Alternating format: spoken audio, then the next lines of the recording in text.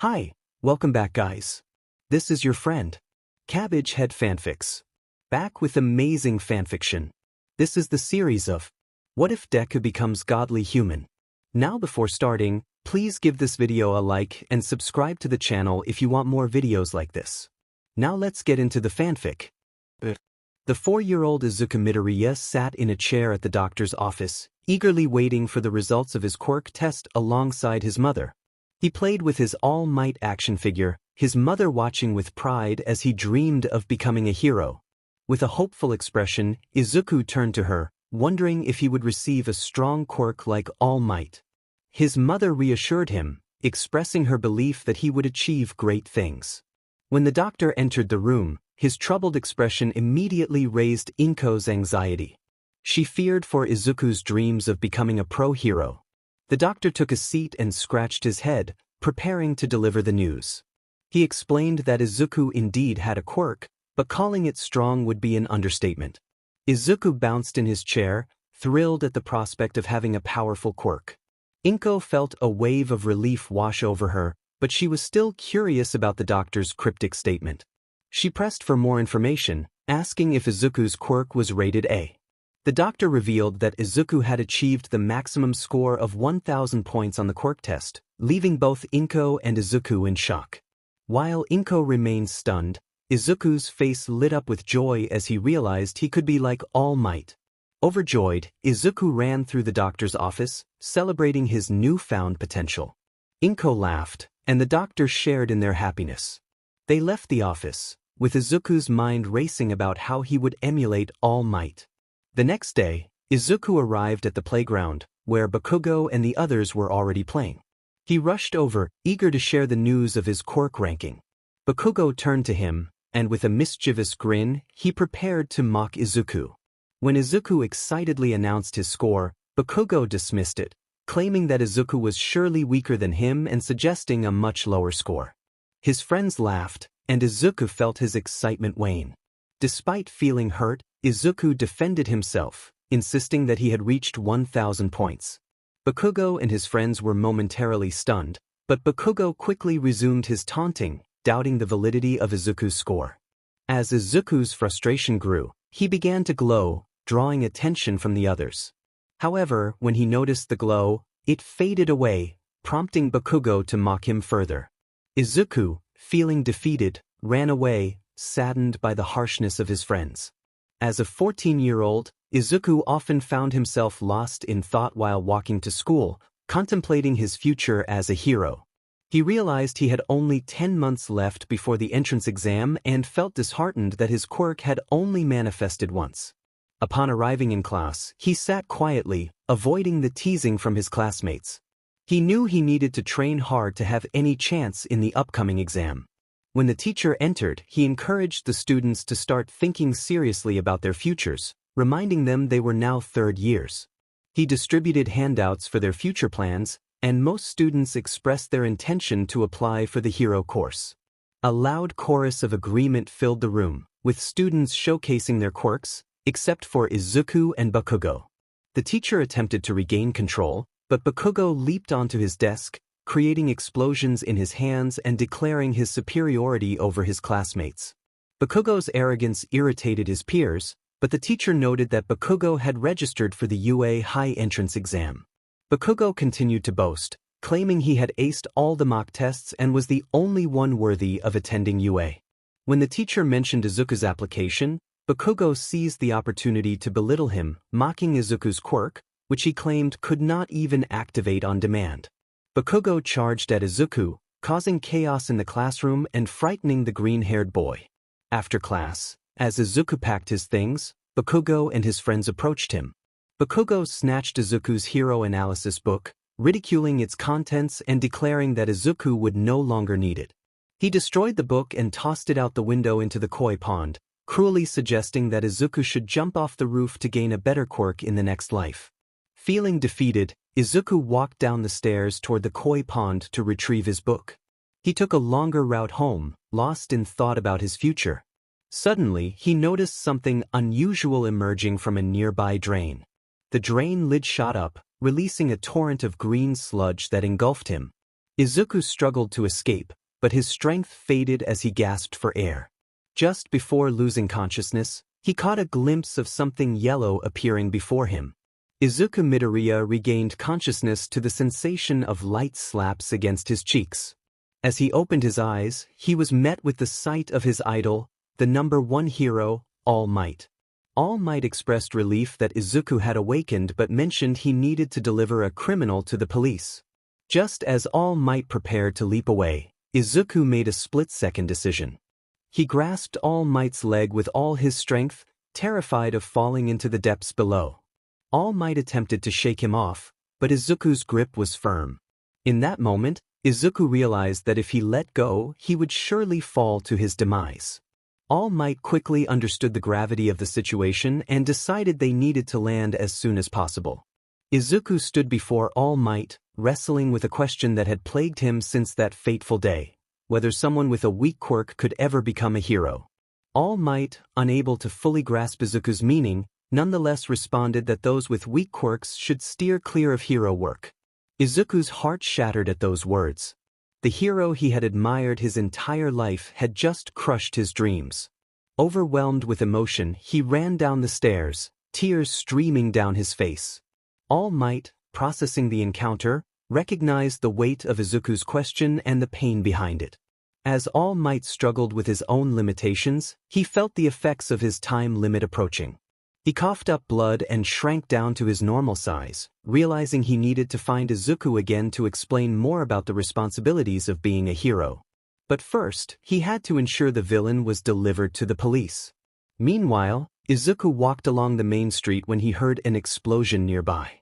Curiosity piqued, he decided to investigate before heading home. Upon arriving at the scene, he saw a crowd gathered around a villain attack. Heroes like Death Arms, Kamui Woods, Backdraft, and E-Lady were attempting to subdue a villain, but Izuku's heart was heavy with despair after All Might's earlier words. Pushing through the crowd for a better view, Izuku's blood ran cold when he spotted his childhood friend, Bakugo, being attacked by the slime villain that All Might should have apprehended. Overwhelmed with guilt, Izuku berated himself for being so selfish and questioned why he could not do anything right. A bystander tried to reassure him, stating that the heroes would handle the situation, but Izuku felt that the heroes were doing nothing. He overheard the heroes expressing their frustrations. They lamented their quirks' inadequacies against the slime villain and the chaos surrounding them. Hearing their doubts pushed Izuku to the brink. His eyes darkened, and a red glow filled his pupils as he succumbed to a surge of rage. Bakugo noticed the transformation in Izuku, feeling a fear deeper than any villain could instill. Ignoring the warnings from the heroes, Izuku charged forward, driven by an uncontrollable force. As he ran, dark mist began to swirl around his hands. When he reached the slime villain, he extended his hands, and upon contact, a dark aura enveloped them. The slime villain exploded into countless pieces, leaving the heroes and civilians in shock at the display of power from a child. As Izuku came back to his senses, he was left to grapple with the consequences of his actions. The heroes began to scold him for his reckless behavior, while Bakugo received praise for surviving the encounter. Frustrated by their ignorance of the potential disaster that could have unfolded without his intervention, Izuku ran away from the scene. On his way home, he heard Bakugo's voice cutting through the air, taunting him for his interference. Bakugo, already walking away, made a final remark that stung Izuku deeply, threatening to show him his place if he thought he was superior for hiding his quirk. Izuku wanted to apologize, but before he could speak, Bakugo had vanished. Turning to head home, Izuku's day took another unexpected turn when All Might appeared, shouting his iconic phrase. However, he quickly coughed up blood and began to shrink, leaving Izuku confused. He accused All Might of being an imposter, prompting the hero to explain the circumstances of his injury and its impact on his abilities. Izuku listened, beginning to understand the weight of All Might's struggles. All Might then inquired about the quirk Izuku had displayed during the battle with the slime villain. Initially confused, Izuku soon realized that his quirk had finally manifested. Overjoyed, he celebrated the discovery that he possessed one of the strongest quirks in existence. All Might confirmed that he had not had such a powerful ability before and questioned why Izuku had rushed to save Bakugo despite the risk to his own life. Izuku could only express that his legs had moved on their own, a testament to the instinct that had driven him to act. Izuku Midoriya felt a surge of emotions as he processed the words of his idol, All Might. The realization that he could become a hero filled him with joy, a feeling he had longed for throughout his life.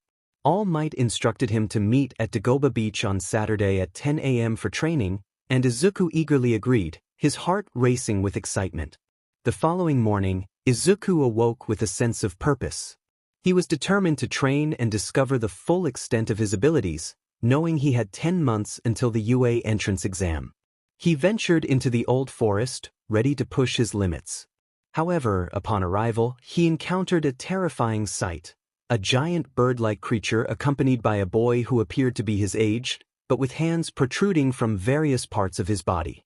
As Izuku cautiously approached, he overheard the boy instructing the creature, known as Nomu, to eliminate him.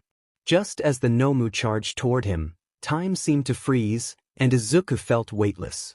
He closed his eyes, bracing for the end, but when he opened them again, he found himself in a blindingly white room. A mysterious figure stood before him, declaring that Izuku had been chosen to wield the strongest quirk ever known, called God. The figure assured him that he would become the strongest hero, destined to navigate the realms of good and evil. Izuku struggled to comprehend this revelation, questioning how he could harness such power. The figure encouraged him to confront the Nomu, as this would be his first step toward greatness, promising that they would meet again to answer his questions. Suddenly, Izuku was moved back into reality, just in time to see the Nomu preparing to strike. Time had slowed for him, allowing him to move with incredible speed while everything else appeared to crawl. A strange sensation coursed through him, a clash of warmth and cold, until his eyes transformed into a deep black with red pupils. With newfound strength, Izuku faced the Nomu, and in an instant, the creature's arm was torn off, eliciting a scream of agony. Realizing that he could control his movements, Izuku felt his quirk fully activate, surrounded by red sparks instead of the usual golden glow. Shigaraki, watching from a distance, was stunned that a mere child could dismantle the Nomu, a creature thought to be unbeatable. However, the Nomu quickly regenerated and resumed its assault. Izuku, fueled by anger, leaped into the air, creating a massive crater beneath him. As he soared, he envisioned the Nomu exploding. Though it did not detonate immediately, his body moved autonomously, unleashing a flurry of punches that generated shockwaves strong enough to uproot trees nearby. Eventually, the Nomu exploded into countless pieces, leaving a pool of blood in its wake, with Izuku standing drenched. Shigaraki, filled with a mix of awe and fear, realized he could not confront Izuku alone. He called for Kurogiri to teleport him to safety, but before he vanished, he taunted Izuku, warning him not to involve his family in the conflict or they might suffer dire consequences. This threat ignited a fierce rage within Izuku. Without hesitation, he charged at Shigaraki, delivering a powerful punch that broke several ribs and caused the villain to cough up blood. Izuku's fury intensified as he vowed to protect his family at all costs, promising to make Shigaraki pay for his threats. As Shigaraki trembled in fear, he was teleported away, but not before Izuku landed one final blow, breaking both of his arms. Meanwhile, in a nearby hideout, Kurogiri tended to Shigaraki's injuries. A television flickered to life, and a voice inquired about the Nomu's fate. Shigaraki, still reeling from the encounter, recounted how a child had defeated the creature, expressing disbelief at the strength of this young hero. He described Izuku's appearance, noting his green hair and the striking red and black of his eyes, leaving his mentor intrigued and alarmed. Izuku Midoriya had managed to calm himself as he gazed at the remains of the Nomu, a creature that had posed a significant threat moments before. Unbeknownst to him, All Might had witnessed the entire confrontation, observing the one-sided battle unfold. Approaching Izuku, All Might expressed concern for the young hero's well-being. Startled by All Might's sudden presence, Izuku's mind raced with questions. He wondered why the symbol of peace was there, if he would be reported to the authorities, and why All Might hadn't intervened during the attack. After a moment of hesitation, Izuku managed to respond, albeit with some difficulty. He recalled All Might's earlier advice to give up on his dreams, which made him feel guilty for using his quirk in such a way. He offered a sheepish apology, attempting to mask his unease with a forced smile. All Might, recognizing the boy from their previous encounter, was taken aback by the display of strength he had just witnessed. He felt a surge of pride, realizing that Izuku possessed a power far beyond what he had initially believed. All Might saw potential in him and felt regret for ever suggesting he should abandon his aspirations. All Might reassured Izuku that his actions were justified, as he had acted in self-defense against the Nomu. However, he was curious about why Izuku had previously downplayed his abilities. Izuku explained that he had been unaware of the extent of his power, having only known that he could make himself glow at that time. All Might was astonished to learn that Izuku had rushed to save a friend despite not fully understanding his own strength. This act of bravery solidified All Might's belief that Izuku was indeed a true hero. When All Might inquired about Izuku's name, he stammered out his introduction, feeling a swell of pride at the acknowledgement from his idol. All Might encouraged him to enroll in UA High, believing that with the right training, Izuku could become the future #1 hero. Overwhelmed by All Might's faith in him, Izuku found himself in tears. All Might then extended a personal invitation to train Izuku, asking him to meet at Dagoba Beach the following morning. Izuku agreed, struggling to contain his excitement. All Might assured him that he would notify the authorities about the earlier incident, allowing Izuku to return home with a sense of relief. The next morning at Dagoba Beach, Izuku stood nervously, reflecting on the opportunity to train with the symbol of peace. He was still in awe of All Might and his own quirk. As All Might approached in his slim form, Izuku was lost in thought, muttering to himself about the training ahead and the significance of this moment. All Might called out to him, but Izuku, momentarily confused, failed to recognize him. Realizing his mistake, he was shocked when All Might transformed into his muscular, iconic form.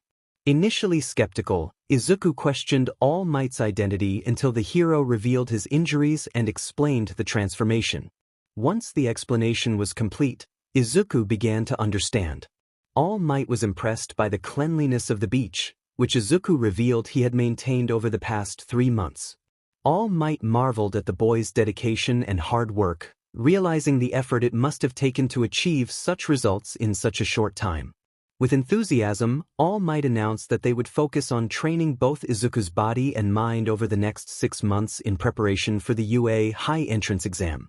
Izuku's daily routine became rigorous. He would wake up at 5 a.m., train, eat breakfast, attend school, have lunch, train with All Might, engage in mock battles, and finally, go to sleep, only to repeat the CYCL day after day as the entrance exam approached. Izuku woke up on the last day of training, feeling a sense of accomplishment. He had managed to HRSS his powers for up to 10 minutes without losing control. All Might stood on the beach, eagerly awaiting Izuku's arrival. As Izuku approached, he waved at All Might, who responded with a cheerful smile. When Izuku reached him, All Might asked if he was ready to inherit his quirk, explaining the significance of the moment. Izuku hesitated, expressing his doubts about being worthy, given the many exceptional heroes and students around him. All Might dismissed his concerns, insisting that Izuku embodied the true spirit of a hero, always prioritizing others' lives above his own. Overwhelmed with gratitude, Izuku felt tears welling up in his eyes. All Might then instructed him to eat a piece of his hair, assuring him that it was essential for the transfer of his DNA. Despite the sour taste, Izuku complied, knowing it was a crucial step toward unlocking his potential. All Might advised him to rest for a few hours before activating the full power of One for All, reminding him that his body could handle only up to 40% at first. With a sense of determination, Izuku promised not to let All Might down and hurried home to prepare for the next day. That evening, as he lay in bed, Izuku reflected on his journey over the past 10 months. He had transformed from being an outcast to being recognized as a true hero by All Might himself. The next morning, Izuku woke up at 5 a.m., with 2 hours to eat, shower, and make his way to school for the entrance exam. He dressed quickly and headed to the kitchen, where his mother greeted him with a warm smile and a plate of his favorite katsudon. Grateful, he enjoyed the meal before setting off for UA High. On the train, Izuku overheard a man excitedly pointing out All Might, who was leaping from building to building with his signature grin. This sight filled Izuku with awe and motivation. After disembarking, he realized he had only 15 minutes to reach UA and quickened his pace. However, fate had other plans. He tripped over a small stone and fell forward, but instead of hitting the ground, he found himself floating. A girl had used her quirk to catch him, preventing his fall. Apologizing for using her ability without permission, the girl introduced herself as Achiko Uraraka. Izuku felt a rush of embarrassment but managed to smile in appreciation. Uraraka urged him to hurry inside, as they had only 2 minutes left before the exam began. Overwhelmed by the interaction, Izuku hurried into the building, his thoughts racing with excitement about having spoken to a girl. Once inside, he spotted Bakugo, who greeted him with a smug grin, mocking him as usual. Izuku managed a shy hello before the introduction began. Present Mike explained the exam structure, and a blue-haired student interrupted, complaining about Izuku's muttering. Flustered, Izuku chose to ignore the comment, focusing instead on the challenge ahead. As the exam commenced, Izuku stood at the entrance to a simulated city, taking in the impressive array of quirks on display. He spotted Uraraka again and wanted to thank her for her earlier help, but the blue-haired student interrupted him, suggesting he could go home if he wanted to distract her. With a sudden shout from Present Mike, the exam began, and everyone rushed into the city. Izuku felt a surge of determination and decided he needed a better vantage point. His pupils turned red, and his eyes glowed white as he teleported to the roof of a nearby building, gaining a clear view of the chaotic scene below. From his elevated position, Izuku teleported around the city, skillfully taking down robots and assisting fellow students who were in danger. In less than 3 minutes, he had amassed an impressive score of 145 points. He continued his efforts for the next 5 minutes until a massive rumble caught his attention. Looking toward the source of the disturbance, he saw a colossal robot towering at least 50 meters high. Rather than fleeing in fear, Izuku felt a rush of excitement at the prospect of earning even more points. Izuku heard a desperate cry for help, which prompted him to look around. He spotted the kind girl from earlier and felt a surge of determination. This time, he did not see himself as useless. Instead, he believed he could take down the robot threatening them. With each step, he began to destroy the concrete beneath him. He jumped with incredible speed, astonishing everyone as he ran and leaped, causing significant destruction. When Izuku faced the zero-pointer, his eyes glowed a dark red. He focused entirely on the villain and struck with all his might, obliterating it in a single blow. The robot's body was severely damaged, with only its head remaining mostly intact. As he fell back down, Izuku realized he had exhausted his controlled power. It was time to use one for all. He charged the energy within him, surrounded by green sparks, and his eyes returned to normal. Positioning himself upright, he activated his legs to 40% to cushion his landing. Just in time, he utilized one for all, halting his descent. He landed perfectly, unscathed, and immediately rushed to help Uraraka, lifting the heavy chunk of concrete off her. Uraraka was in awe of Izuku's strength and asked for his name, having forgotten to ask earlier. He introduced himself with a bright smile. An elderly lady approached them, inquiring if anyone was injured and offering gummy candies. She then turned to Uraraka, expressing her concern and giving her a gentle kiss, which miraculously healed her. Grateful, Uraraka thanked Recovery Girl, and as everyone began to head home, she and Izuku exchanged their thanks before parting ways. A week later, Izuku sat at the dinner table with his mother, who looked worried. She asked if he was okay, and he reassured her, admitting he had been a bit distracted. After finishing the dishes, his mother crawled on all fours, excitedly announcing that something important had arrived. She handed him a letter and paced nervously outside his door.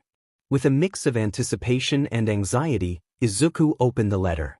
To his surprise, a small disc fell out, projecting a message from All Might. The hero praised Izuku for his remarkable performance in the entrance exam, revealing that he had earned 440 villain points, breaking all previous records. He also shared that Izuku had received additional rescue points, thanks to Uraraka's generous offer to give him her points back. All Might declared that Izuku had earned a total of 500 points and welcomed him to Hero Academia. Overwhelmed with joy, Izuku rushed out of his room, and he and his mother embraced, both shedding tears of happiness. That night, Izuku went to bed feeling elated and fulfilled. It was the first day of school, and Izuku was eagerly navigating through UA High, searching for his classroom. Upon spotting the large door labeled 1A, he felt a wave of relief. The door's size made him think it was designed for students whose quirks made them larger. As he opened the door, he was met with a sight he had hoped to avoid: Katsuki Bakugo, already embroiled in an argument with a blue-haired student from the entrance exam. A cheerful voice called out to him from behind. It was Uraraka, who flashed a thumbs up and beamed at him. The attention of the entire class shifted to Izuku and Uraraka. The blue-haired student approached Izuku, introducing himself as Tenya Ida and apologizing for his earlier behavior during the entrance exam. Izuku introduced himself in return, and soon everyone began to share their names. Just then, a tired-looking man in a yellow sleeping bag interrupted, stating that if anyone wanted to make friends, they might as well go home. He noted that it had taken them 7 seconds to quiet down and instructed them to put on their gym uniforms and head to the PE grounds for a test.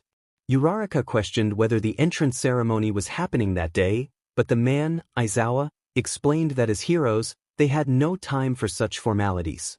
Once everyone arrived at the PE grounds, Aizawa outlined the tests they would undergo to assess their quirk limits. Mina expressed excitement, but Aizawa added a twist: the last-place student would be expelled. This declaration caused concern among most students, except for Momo, Izuku, Bakugo, and Todoroki, who believed they were strong enough to avoid elimination. The tests began, and the students were determined to give their best. Ida completed the course in 3.04 seconds, followed by Uraraka at 7.15 seconds.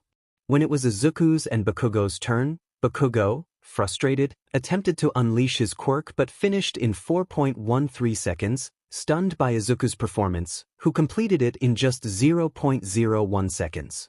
Next was the grip strength test, where all eyes were on Shoji, who achieved an impressive 540 kilograms. Suddenly, a loud crack echoed as Izuku broke the grip strength device.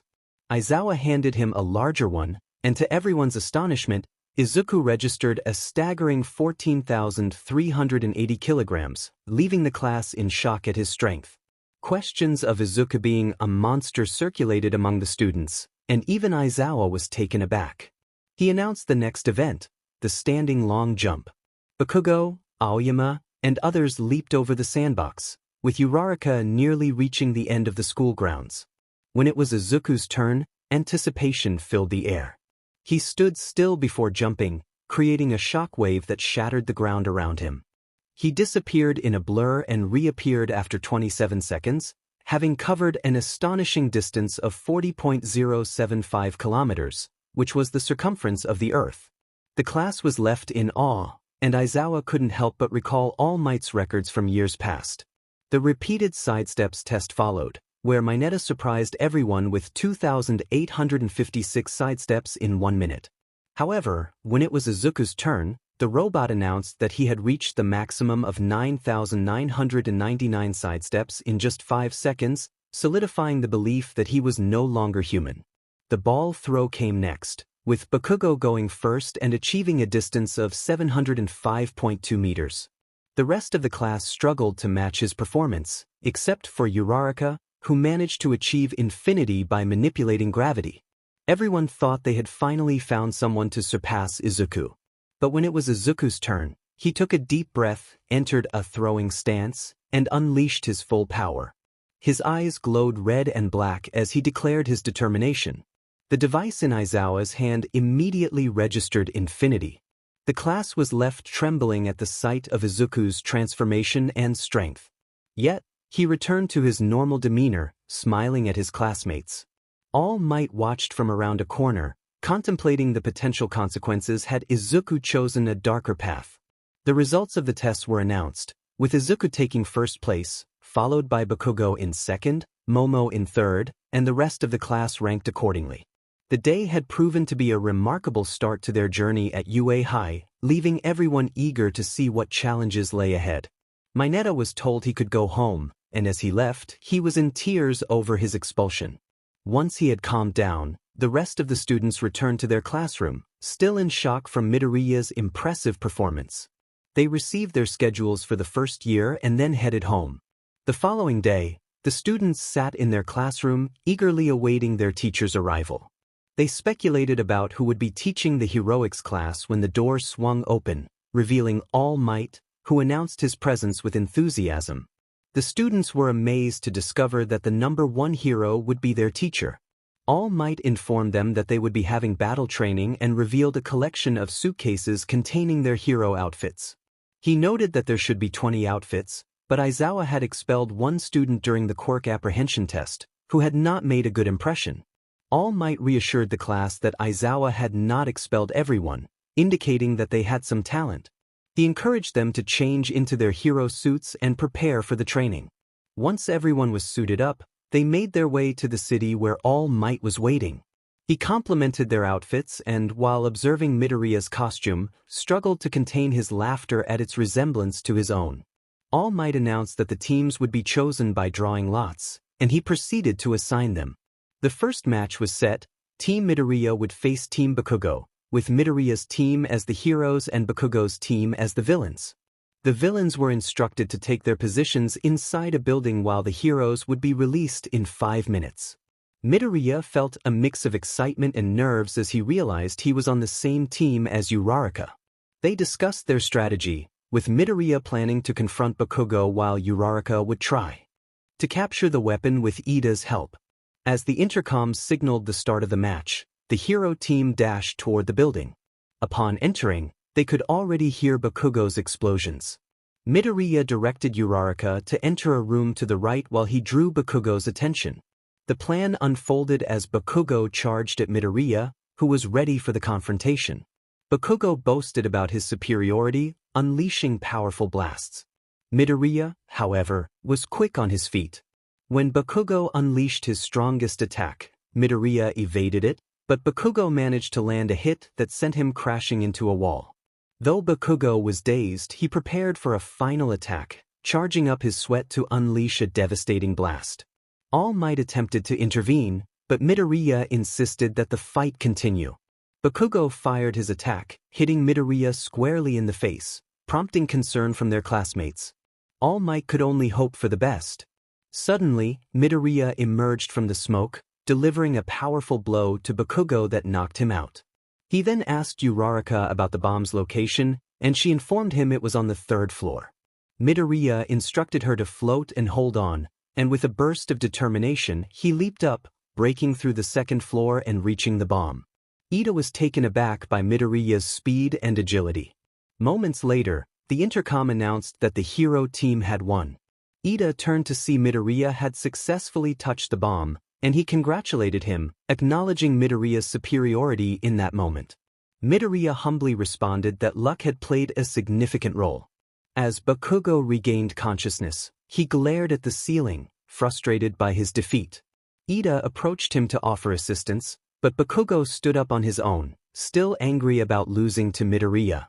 All Might praised Uraraka and Midoriya for their strategic planning and teamwork, explaining to Bakugo and Ida where they had gone wrong in their approach. The other matches followed a similar pattern to those in the anime, showcasing the students' growth and potential as future heroes. Everyone was seated in class, discussing their plans for the day when Aizawa entered the room. He greeted the class with his usual grumpy demeanor, acknowledging their efforts in the previous day's battle training with a hint of satisfaction. He then shifted to homeroom business, announcing that they would be selecting a class president. The news sparked excitement among the students, many of whom jumped from their seats, eager to take on the role. Ida explained that the class needed to choose someone they trusted, emphasizing the importance of voting for a candidate who would represent them well. Kirishima interjected, expressing concern that everyone would simply vote for themselves. Ida clarified that the candidate with the most votes would become the class representative, as that individual would have garnered the trust of multiple classmates. The voting commenced, and the results were as follows. Izuku Midoriya received 6 votes, Momo Yaoyorozu received 3, and Tenya Ida received 1 vote, while the rest of the class received either 1 vote or none. Aizawa expressed his surprise at the outcome, declaring Midoriya as the class president and Yaoyorozu as the vice president. Midoriya, taken aback by the unexpected honor, remained silent, processing the news as the students left the classroom for lunch. During lunch, Uraraka, Ida, and Izuku discussed his new role as class president and shared stories about Ida's brother, the hero Ingenium. Their conversation was abruptly interrupted by an alarm signaling a security breach. An announcement echoed through the halls, instructing all students to evacuate in an orderly manner. Confused, Ida inquired about the meaning of Security Level 3. A terrified student explained that it indicated an infiltration of the building, a situation that had not occurred in 3 years. The urgency of the situation prompted everyone to rush toward the exits, pushing and shoving in their haste to escape. Izuku found himself pushed to a window, where he spotted something alarming outside. The media had arrived. In a moment of inspiration, he devised a plan to calm the chaos. He asked Uraraka to make him float, and as she complied, he positioned himself in front of the emergency exit sign to capture everyone's attention. He shouted that everything was fine and that it was merely the media outside. His words helped to quell the panic, and the students began to move in a more orderly fashion. Once back in class, the students congratulated Izuku on his new position, affirming that he was well suited to be class president. Aizawa then announced a special class with all might, introducing the topic of rescue training. He held up a card labeled Rescue, explaining that the students could choose whether to wear their hero outfits. Most opted to don their costumes, and as they boarded the bus, they engaged in discussions about their quirks and aspirations as heroes. Upon arriving at the USJ, they were greeted by 13, who explained the dangers associated with his quirk and the importance of using their abilities responsibly. Suddenly, a black hole appeared near the fountain, and a figure covered in hands emerged, followed by a horde of others, including a massive bird-like creature. Many students initially mistook them for robots or rescue targets, but Izuku, Yaoyorozu, and Todoroki recognized them as villains. Aizawa instructed 13 to protect the students and warned them not to move. As Aizawa prepared to confront the villains, the hand-covered figure announced their intention to kill All Might using a genetically modified creature known as Nomu. Izuku recalled the strength and speed of the previous Nomu and realized the danger they faced. Just as Aizawa was about to leap into action, Izuku warned him of the creature's power, claiming it was as strong as All Might. Aizawa was momentarily taken aback, but the hand villain quickly turned his attention to Izuku, threatening him for his previous encounter with a Nomu. Izuku felt a surge of rage and fear, warning his classmates to stay away from him. Aizawa attempted to reassure him, but the hand villain commanded Nomu to kill Izuku. In that moment, Izuku could no longer contain his anger and vanished in a blur, leaving behind an explosion that sent shockwaves through the USJ. His classmates watched in shock as he disappeared, only to hear another explosion moments later. When the dust settled, they were horrified to find Izuku hanging from a wall, bleeding from his head. The hand villain laughed at their despair, ordering Nomu to attack the students. Just as Nomu charged toward Uraraka, it suddenly exploded, leaving a pool of blood behind. Confusion spread among the students, and they looked to Bakugo, who shared their fear. Uraraka fell to her knees in tears, recognizing the figure that had appeared behind Nomu. Izuku, bloodied but determined, declared that he would not allow anyone to be harmed. He offered himself as a target for the villain's wrath. Nomu, now healed, attempted to strike Izuku again, but he vanished once more, creating cracks in the ground as he moved with incredible speed. He reappeared in front of his classmates and struck Nomu with a force that sent it flying toward the villains. At that moment, the school alarm blared, alerting the teachers to the crisis unfolding at the USJ. Izuku leaped high into the air, unleashing a powerful attack that sent shockwaves through the area, knocking out the villains below. As a monstrous Nomu lunged at him, Izuku delivered a decisive punch that sent the creature crashing to the ground, creating a massive crater and ensuring its defeat. Just then, the door burst open, and all the teachers, including All Might, arrived on the scene. The villain with the hands was swiftly teleported away through a dark portal, leaving the remaining villains vulnerable to capture. All Might gazed at Izuku with a mix of pride and shock, realizing that Izuku had lost consciousness and was plummeting from a great height. Despite his longing to leap after him, All Might found himself unable to move, having exhausted his time. Meanwhile, Uraraka noticed the teachers standing still while Izuku fell rapidly from the highest point of USJ. Understanding the dire situation, she felt compelled to act. She sprinted to the edge of the stairs and jumped, activating her quirk in a desperate attempt to catch Izuku midair. As she soared upward, she reached out, but Izuku slipped past her grasp, leaving her heartbroken at the thought of failing to save the person who meant so much to her. Just as she feared the worst, a golden blur appeared, and All Might caught Izuku, landing safely behind the fountain in the center of the area. Uraraka was overwhelmed with relief and joy, tears streaming down her face as she realized Izuku was safe. She landed softly as well, thanks to her quirk, but fell to her knees, unable to stand from the emotional weight. Her classmates had already been led out of USJ, and she longed to rush to Izuku and All Might to check on him, but Cementos intervened, advising her to return to her class as everything was under control. Gratefully, she complied, still wiping away her tears. Once outside USJ, the police and Aizawa conducted a headcount to ensure everyone was accounted for. When Uraraka emerged, she confirmed that all 19 students, including Izuku, were present, bringing a wave of relief to the group. All Might soon appeared with Izuku in his arms, reassuring everyone that Izuku would be fine and that he would take him to the nurse's office. Aizawa nodded in acknowledgement, and the class felt a sense of relief knowing that Izuku was safe. The students were granted a day off, and while everyone else went home, Izuku remained in the nurse's office, where Recovery Girl was attending to him with All Might by his side. She assured them that he would be okay, simply exhausted from the battle. All Might felt a sense of happiness when Izuku finally regained consciousness, asking what had happened. Recovery Girl explained that he had defeated over 100 villains and taken down one of the formidable Nomu.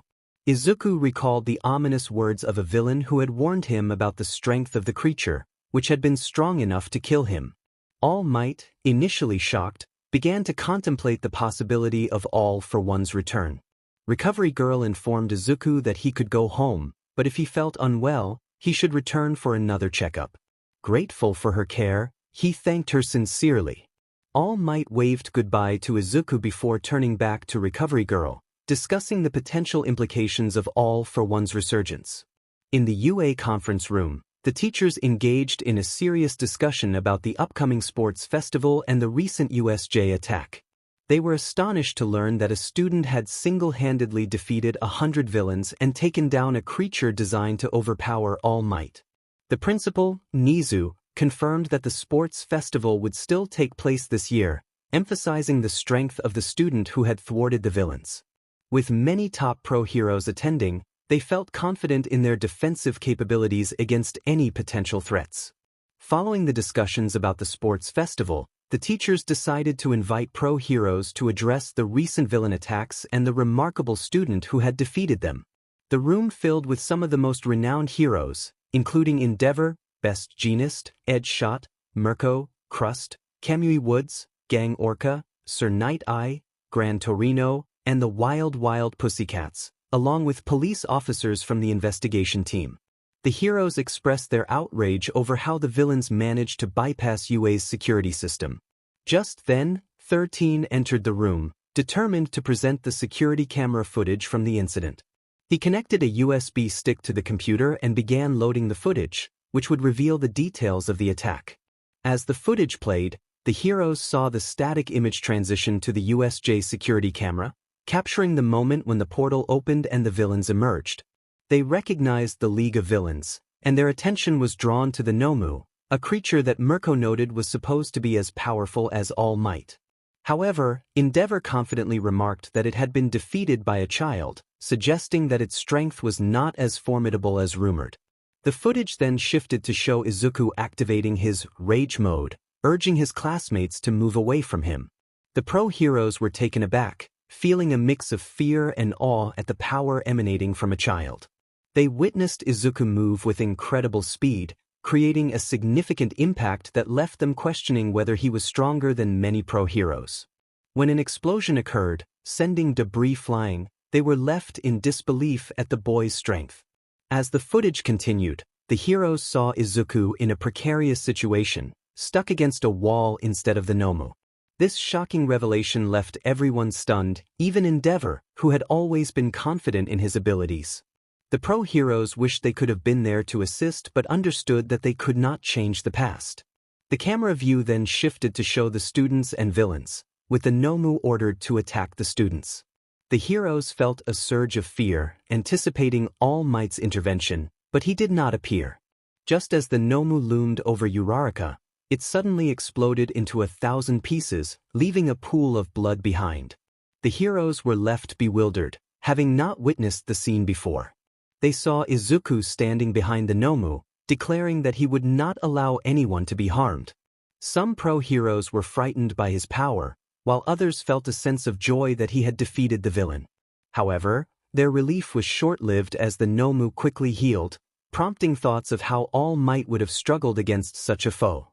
When the Nomu attempted to strike Izuku, the heroes observed the cracks and shockwaves that formed from his mere jump. They were eager to understand how he had become so powerful. As the school alarm blared, Izuku gave everything he had, slamming the Nomu into the ground and rendering the other villains unconscious from the shockwave alone. The heroes and police officers were left questioning whether he was indeed as strong as All Might, with only All Might knowing the truth of Izuku's strength.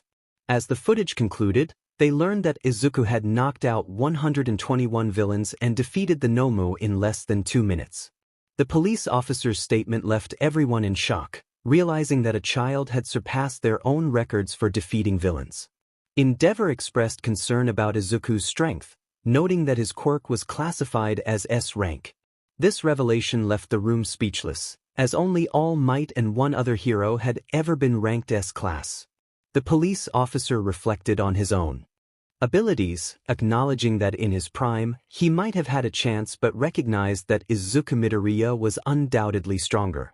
All Might felt a sense of pride, knowing that his successor was already among the strongest heroes. The teachers and heroes contemplated how a 15-year-old student could potentially be the strongest hero in existence. They proposed conducting an experiment with Izuku and the pro-heroes present, intending to have him fight all of them simultaneously to gauge his true strength. The pro-heroes considered the implications of such a challenge but ultimately agreed to participate. With the decision made, they planned to approach Izuku and hope he would agree to test his limits. As everyone prepared to leave, All Might, Sir Night Eye, Gran Torino, and Detective Naomesa remained behind. They discussed the implications of All Might passing on one for all to Izuku, acknowledging his heroism and strength. Gran Torino urged All Might to express his thoughts clearly, eager to hear more about the remarkable young hero. All Might and the others discussed in private the remarkable strength of Izuku. They were astonished by his abilities, especially considering he had not utilized one for all until the end of his recent fight. Meanwhile, Izuku was on his way home, where he found his mother anxiously waiting at the door. She embraced him tightly, expressing her relief at seeing him safe. Despite his own strength, he found it difficult to escape her bare hug. After reassuring her that he was fine, he learned that she had prepared katsudon, his favorite dish. Once inside, Izuku headed to his room to change into a fresh pair of briefs and a shirt, as his clothes were stained. While he was changing, his phone buzzed with several messages from his classmates, including Ida, Tsu, Kirishima, Tokoyami, and most importantly, multiple messages from Uraraka. The messages expressed concern for his well-being, prompting a blush to rise on his cheeks. He decided to take his time before responding to her. After dinner with his mother, Izuku began messaging his classmates to assure them that he was all right and that they need not worry.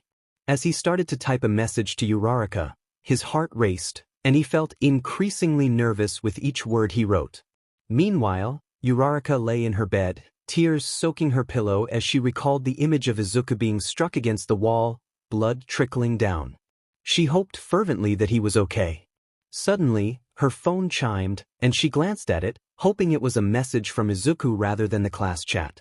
Her heart skipped a beat when she saw his message, which simply stated that he was fine and inquired about her well-being. Overjoyed, Uraraka quickly typed back, asking if his injuries had healed. When he confirmed that everything was fine, she let out a sigh of relief, only to realize she was floating in her room, a testament to her happiness. She informed him that she would be having dinner and then going to sleep, wishing him good night. As she sent the message, she realized she had accidentally addressed him by his first name instead of Midoriya. She floated in her room for a few moments until her parents called her down for dinner. Izuku, puzzled by Uraraka's use of his first name, dismissed it as he prepared to eat. Later, as he was about to go to bed, he received a message from All Might, instructing him to meet in the teacher's lounge the following morning before school. Izuku hoped he would not face any repercussions for his encounter with the villains and drifted off to sleep, reflecting on the events of the day. Izuku woke up the next morning, still feeling a bit tired from the recent USJ fight. He enjoyed the breakfast his mother had prepared, took a refreshing shower, and then changed into his school uniform before heading to the train station. While on the train to UA, he glanced at the news on his phone, which reported that UA had been attacked by villains and that a first-year student had defeated over 100 of them. Izuku was shocked by the media's sensationalism surrounding the attack, but he understood why it was such a big deal. After all, UA was the top hero school in Japan. He recalled some of the villains' words about the Nomu being strong enough to kill All Might. Although he couldn't comprehend how that was possible, he knew they were not lying, as he had felt the Nomu's powerful punch firsthand. As he neared his station, he stood up and prepared to disembark. Once he exited the train and left the station, he encountered Ida, and they discussed Ida's brother, Ingenium, and other heroes. Upon arriving at school, they were met with many curious glances from students in other classes, as the USJ attack had become a hot topic of conversation. Before reaching their classroom, Izuku remembered he needed to visit the teacher's lounge to meet All Might. He informed Ida that he had to go, quickening his pace toward the lounge. Ida reminded him not to run in the school building, gesturing with his hands in a robotic manner. When Izuku arrived at the teacher's lounge, he knocked on the door and was welcomed inside by Present Mike. The room was filled with teachers, Principal Nizu, and a police officer, all waiting for him. Nizu greeted him and invited him to take a seat next to All Might and Aizawa. Nizu began by asking if Izuku knew why he had been summoned. Izuku guessed it was related to the USJ incident. Nizu confirmed this and expressed gratitude for Izuku's assistance to Aizawa and 13. He then explained that most of the current top 10 pro heroes had attended a meeting where they agreed to test Izuku's limits. Izuku was intrigued by the idea of fighting pro heroes and teachers to determine his full strength. He eagerly accepted the challenge and was informed to come to the entrance of the school building on Saturday at 10 a.m. After confirming the details, he left the teacher's lounge and made his way to his classroom. The rest of the school week passed by normally, and on Friday, Aizawa announced that they had a week to prepare for the upcoming sports festival. On Saturday, Izuku woke up at 6 a.m., had breakfast, went for a jog, and trained a bit before realizing it was already 9 a.m. He set off for UA High, arriving 5 minutes early. He decided to wait directly in front of the school building. After a short wait, he heard Nizu speaking with Present Mike, who soon emerged to take Izuku to Battleground Beta, where a go signal had already been set. Izuku felt a wave of nerves wash over him at the thought of fighting pro heroes and his teachers. When the signal was given, he sprinted through the city, only to have wooden tendrils shoot out from an alleyway. He dodged them effortlessly, and Kamui Woods emerged, attempting to capture him with a super move. Izuku reacted quickly, grabbing the wooden tendrils and pulling them hard, flinging Kamui Woods toward him for a punch to the stomach. Kamui was sent flying back, but just as Izuku prepared for his next move, he was struck from behind by a golden blur that knocked him to the ground. Turning around, he saw an elderly man in a golden suit. As he prepared to attack, a stamp flew toward him, which he barely managed to evade. Realizing he was outnumbered by 3 pro heroes, Izuku knew he needed to find an opening. he decided to unleash one of his new super moves, Godspeed. Blue lightning began to crackle around his arms, enveloping his entire body, and his hair glowed with a light green aura. Before Gran Torino could land a hit, Izuku vanished and reappeared behind him, delivering a powerful punch that sent Gran Torino crashing into the next building. Kamui Woods and Sir Night-Eye watched in awe at the sheer power Izuku displayed.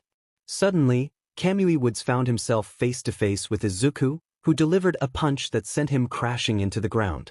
Sir Night-Eye looked on in terror, realizing that Izuku had taken down two formidable ex-pro heroes in mere seconds, and he couldn't shake the fear of what might happen next. Izuku was next in line, but suddenly flames erupted, and earth beasts appeared out of nowhere. Just before he could confront Sir Night-Eye, Endeavor and the wild pussycats arrived. Sir Night-Eye warned the others about Izuku's incredible speed, but before he could finish, the earth beasts were swiftly defeated, leaving Mandalay and Ragdoll incapacitated. Tiger and Pixie Bob jumped back, searching for Izuku when he suddenly appeared before them, his expression blank. Tiger attempted to punch Izuku, but Izuku effortlessly caught his hand and threw him into the nearest building. Pixie Bob summoned 4 of her beast quirks, but they stood no chance against Izuku. A light punch to Pixie Bob's head knocked her out, and she barely heard Izuku's apology as he struck her. Endeavor realized he could unleash his flames on Izuku without hesitation.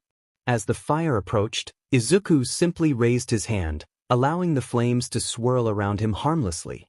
Endeavor was taken aback by the sight of a child effortlessly defending against his attack. Izuku then fixed a deadly glare on Endeavor, causing him to step back. However, before Izuku could act, his clothes were suddenly pulled together, immobilizing him momentarily, and he fell over.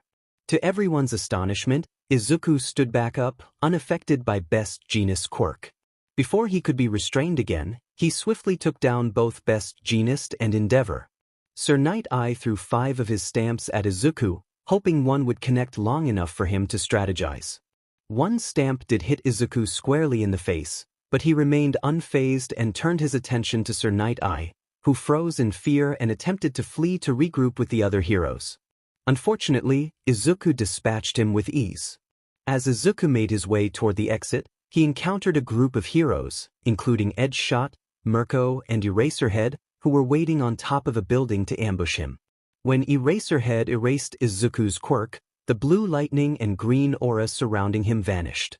Edgeshot stretched his body at supersonic speed to knock Izuku out, but Izuku raised his arm and nullified the attack, shocking everyone, as he should not have had a quirk at that moment. Izuku then raised his fists and slammed them down onto the ground, shattering the concrete beneath him and the building where the pro heroes stood. They jumped down to confront him, and Mirko leaped up, attempting to kick Izuku in the head, fully aware of his strength. Izuku smirked at her, which confused Mirko. Just as she was about to kick him, he caught her foot and countered with a powerful strike to her chin, knocking her out and causing Eraserhead and Edgeshot to deactivate their quirks in shock. Seizing the opportunity, Izuku activated Godspeed again. In an instant, he teleported next to Aizawa and took him down with a forearm smash. As Aizawa fell, Edgeshot realized he was no match for Izuku's speed. Izuku teleported behind Edgeshot and struck him down with a blow to the head. Looking down the street, Izuku spotted Crust and Gang Orca preparing to ambush him in an alleyway. However, he quickly devised a plan, running along the buildings toward their hiding spot. From above, Izuku observed that both heroes were positioned closely together, making them easy targets. He leaped down, landing on their heads and knocking out Crust. Although Gang Orca withstood the initial blow, he was taken down moments later by a strike from Izuku's arm. The announcement of "Match End" echoed from the speakers as Izuku teleported all the defeated heroes to the nurse's room. Present Mike, All Might, Nizu, and 13 emerged from the observation room, expressing their amazement at Izuku's performance. All Might praised him, noting that his strength rivaled that of the legendary hero, and Nizu joyfully declared that Izuku would become the next symbol of peace. Izuku felt a surge of happiness at being recognized in such a way. After thanking them for the opportunity to showcase his strength, he headed home. As the pro heroes regained consciousness in various nurses' rooms, They all asked the same question: whether they had won. Although they sensed the answer, they sought confirmation.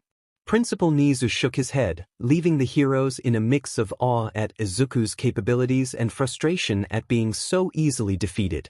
They watched the replay of the match, convinced that Izuku might have already surpassed All Might in strength. As Izuku made his way home, his thoughts were consumed by the upcoming sports festival rather than the recent encounter with the pro heroes. He was determined to train and prepare himself thoroughly for the event. Upon arriving home, he had lunch while reflecting on the forest where he had previously defeated the first Nomu. He envisioned the old training equipment there and how it could aid him in honing various fighting styles. With a sense of purpose, Izuku headed to the forest to experiment with new moves.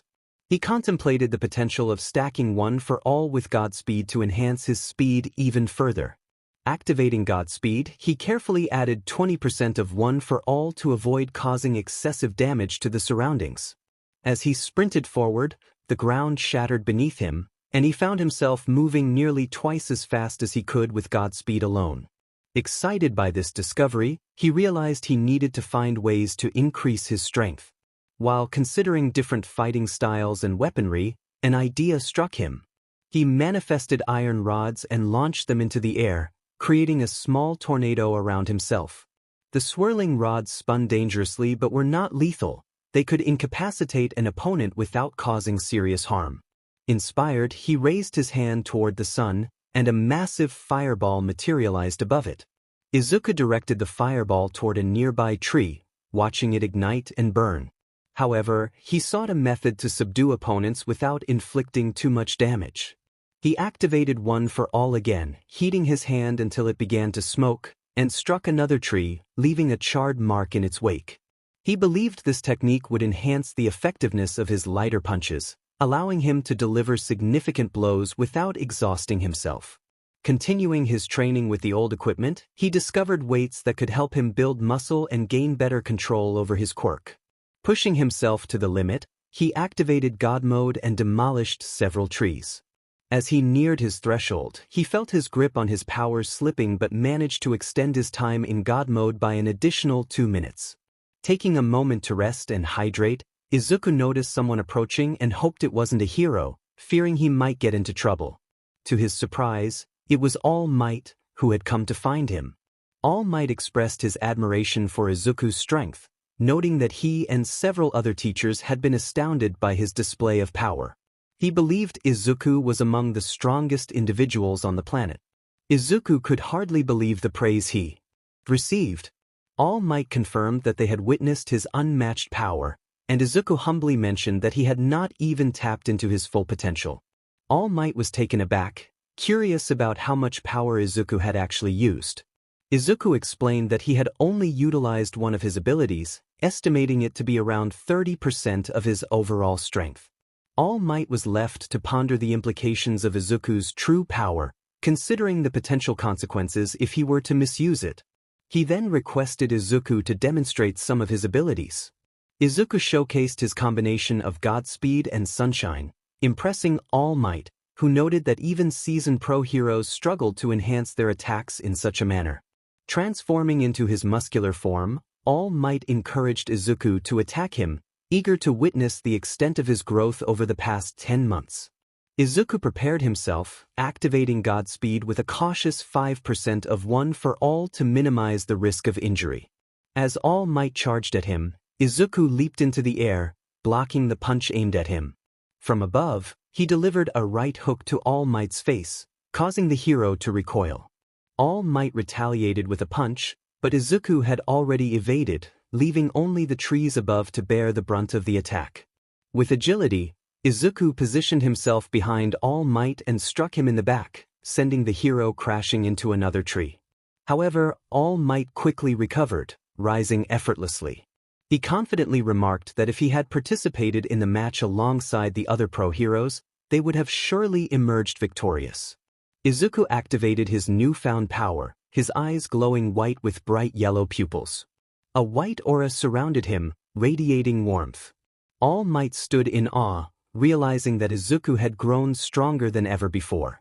With incredible speed, Izuku teleported around the arena, moving faster than even the most skilled pro heroes and villains could comprehend. All Might attempted to strike in Izuku's direction, only to be met with a powerful shockwave that rebounded back at him. The realization that Izuku could match his own shockwaves filled All Might with a mix of disbelief and pride. Izuku explained that he had not created the shockwave. It was one of his strongest techniques, known as full counter. This ability allowed him to deflect an opponent's attack and send it back with full force. Before All Might could regain his footing after the initial impact, Izuku unleashed a relentless barrage of strikes from all angles, preventing him from finding even a moment of respite. All Might sensed that his time was running out and that victory against Izuku was slipping away. As he noticed smoke rising from All Might's body, Izuku paused his assault, observing as All Might transformed back into his skeletal form. With a joyful smile, Izuku acknowledged his victory. All Might affirmed Izuku's strength, expressing his admiration. He encouraged Izuku to showcase his abilities at the upcoming sports festival, emphasizing the importance of demonstrating his growth.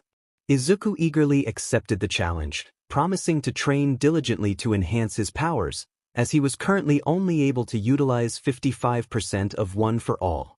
Grateful for All Might's guidance, Izuku bid him farewell. After their meeting, Izuku returned home and began a rigorous training regimen, focusing on push-ups and other exercises. Throughout the week, he managed to increase his control over One for All by 5%, extending the duration of his powers by an additional 10 minutes before he risked losing control. Finally, the day of the sports festival arrived, marking a significant moment in Izuku's journey. Izuku woke up on the morning of the sports festival, filled with energy for the day ahead. After enjoying the breakfast his mother prepared, he decided to arrive at school a bit earlier than usual to discuss the festival with his friends. As he left the station, he spotted Ida running toward him, greeting him with enthusiasm. They exchanged pleasantries, and Ida suggested they head to the classroom. Upon entering the classroom, they noticed that most of their classmates were already seated or engaged in conversation. Aizawa entered after everyone settled and informed them that it was time to change into their PE clothing and gather near the bus. The students boarded the bus, excitement building as they approached the stadium, where Present Mike was already energizing the crowd. In the preparation room for Class 1A, the atmosphere was electric, with most students on the edge of their seats. Todoroki approached Izuku, expressing his belief that he was stronger, but acknowledged that All Might had his eye on Izuku. He declared his intention to win, to which Izuku responded with determination, indicating he would not back down easily. Kirishima attempted to diffuse the tension, but before he could say more, Ida announced that the sports festival was about to begin. The students filed out into the long hallway, waiting for Present Mike to call them. When he introduced Class 1A as the survivors of the villain attack, the stadium erupted in cheers. Mina remarked on the overwhelming crowd, while Siro shared his nerves. As Present Mike introduced the other classes, many glared at Class 1A, still fixated on the recent events. Midnight took the stage to encourage everyone to do their best before calling the first-year representative, Izuku Midoriya, to deliver his speech. As Izuku stepped onto the stage, he could hear whispers about Class 1A's reputation. He began his speech, hoping everyone would give their best and showcase what heroes are made of. His words inspired awe among the audience, shifting their perception of Class 1A from arrogance to admiration.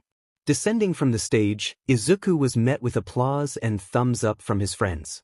Once the crowd settled, Midnight announced the first event, the obstacle race. Many students began stretching as Izuku discussed strategies with Ida and Ochako. Present Mix countdown echoed through the arena, and with a loud, "Go!" the race commenced. As the students rushed out of the tunnel, Todoroki emerged first, freezing the path ahead. Class 1A managed to stay ahead of the other classes, although some from Class 1B managed to navigate through the ice. Bakugo and Todoroki engaged in a fierce competition, taking down zero-pointers with explosive force.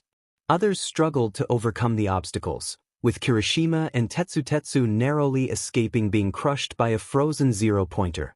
Suddenly, explosions echoed through the arena as the zero-pointers were obliterated. Present Mix's voice rang out in disbelief, and the crowd gasped as they spotted Izuku floating with a radiant aura where one of the zero-pointers had stood.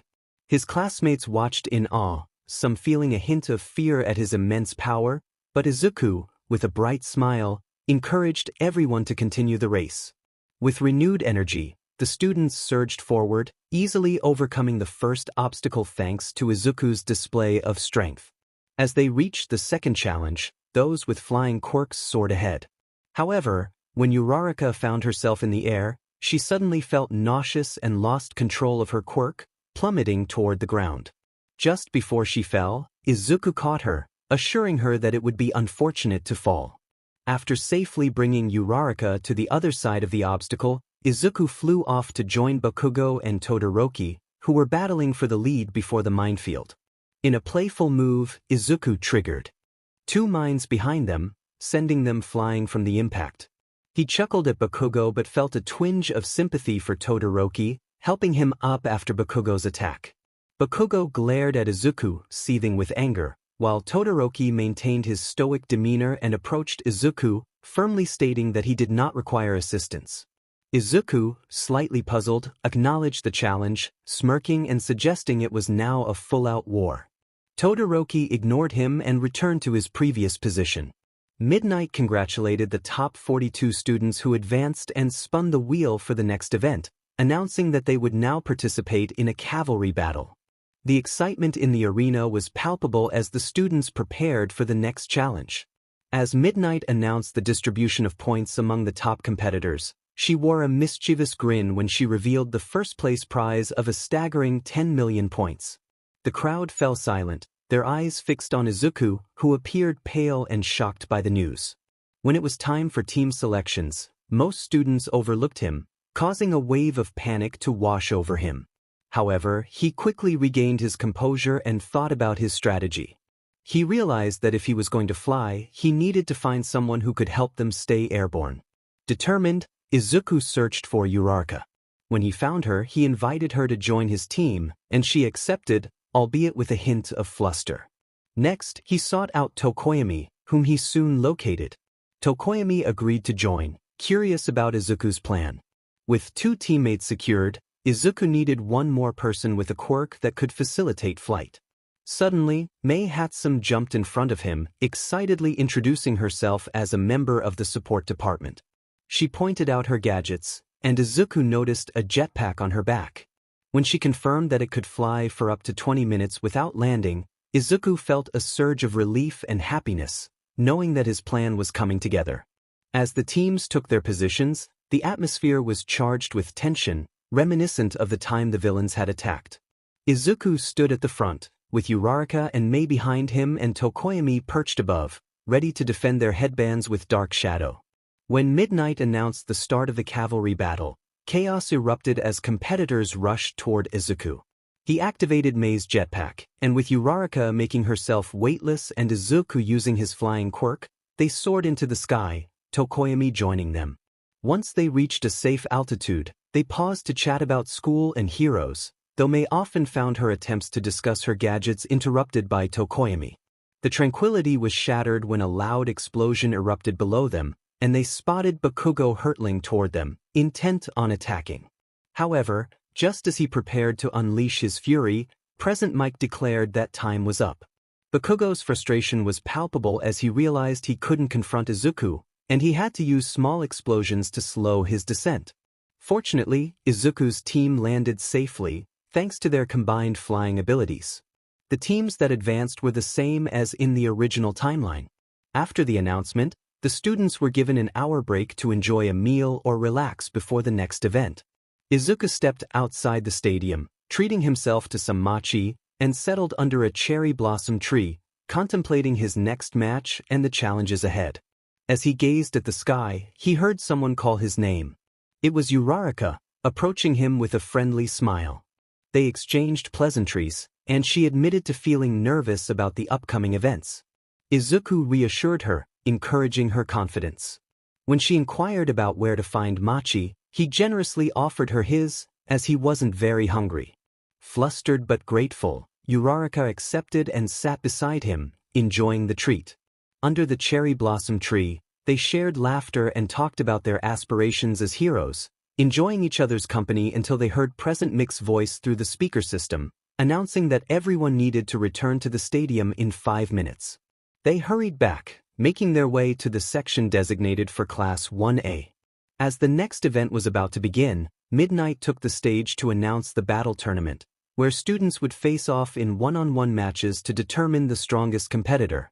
Izuku had to part ways with his friends as he prepared to fight a student from the general education department. His classmates wished him luck, except for Todoroki, who was absent, and Bakugo, who merely glared at him. Standing in the tunnel, Izuku spotted Todoroki at the end, who expressed a longing to prove something by defeating him. Izuku had little time to ponder Todoroki's words before President Mike called him to the stage, announcing him as the student who had single-handedly defeated the villains at USJ, eliciting cheers from the audience. As he stepped into the arena, Izuku noticed Shinso, who reminded him of their teacher, Aizawa. Shinso stood opposite him, attempting to project an intimidating presence.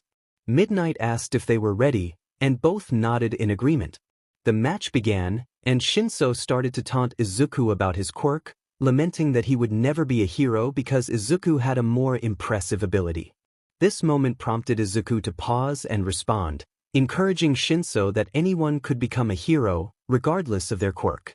Shinso, frustrated, charged at Izuku and attempted to punch him, but Izuku easily blocked the attack. Recognizing Shinso's fighting spirit, Izuku declared that he would not use his quirk, surprising the audience with his willingness to level the playing field. All Might watched proudly, knowing he had chosen Izuku to be the next symbol of peace. The match, however, would not last long, as Izuku's strength gave him a significant advantage. After the intense battle concluded, Izuku extended his hand to Shinso, offering assistance to help him rise from the ground. The atmosphere was charged with the energy of their confrontation, but now there was a sense of camaraderie blossoming between them. They had both pushed their limits, showcasing their abilities and determination. As Shinso accepted Izuku's hand, he felt a newfound respect for his opponent. The fight had not only tested their skills but also forged a bond that neither of them had anticipated. In that moment, they recognized the strength that came from mutual support and understanding, marking the beginning of a promising friendship. After Izuku's match, the other competitions were either predetermined or lacked excitement, particularly Ida's and Mei's match. The only contest that truly captured Izuku's interest was the one between Kirishima and Tetsu, as it was the only close battle. Izuku and Todoroki were called down to the battle arena by President Mike.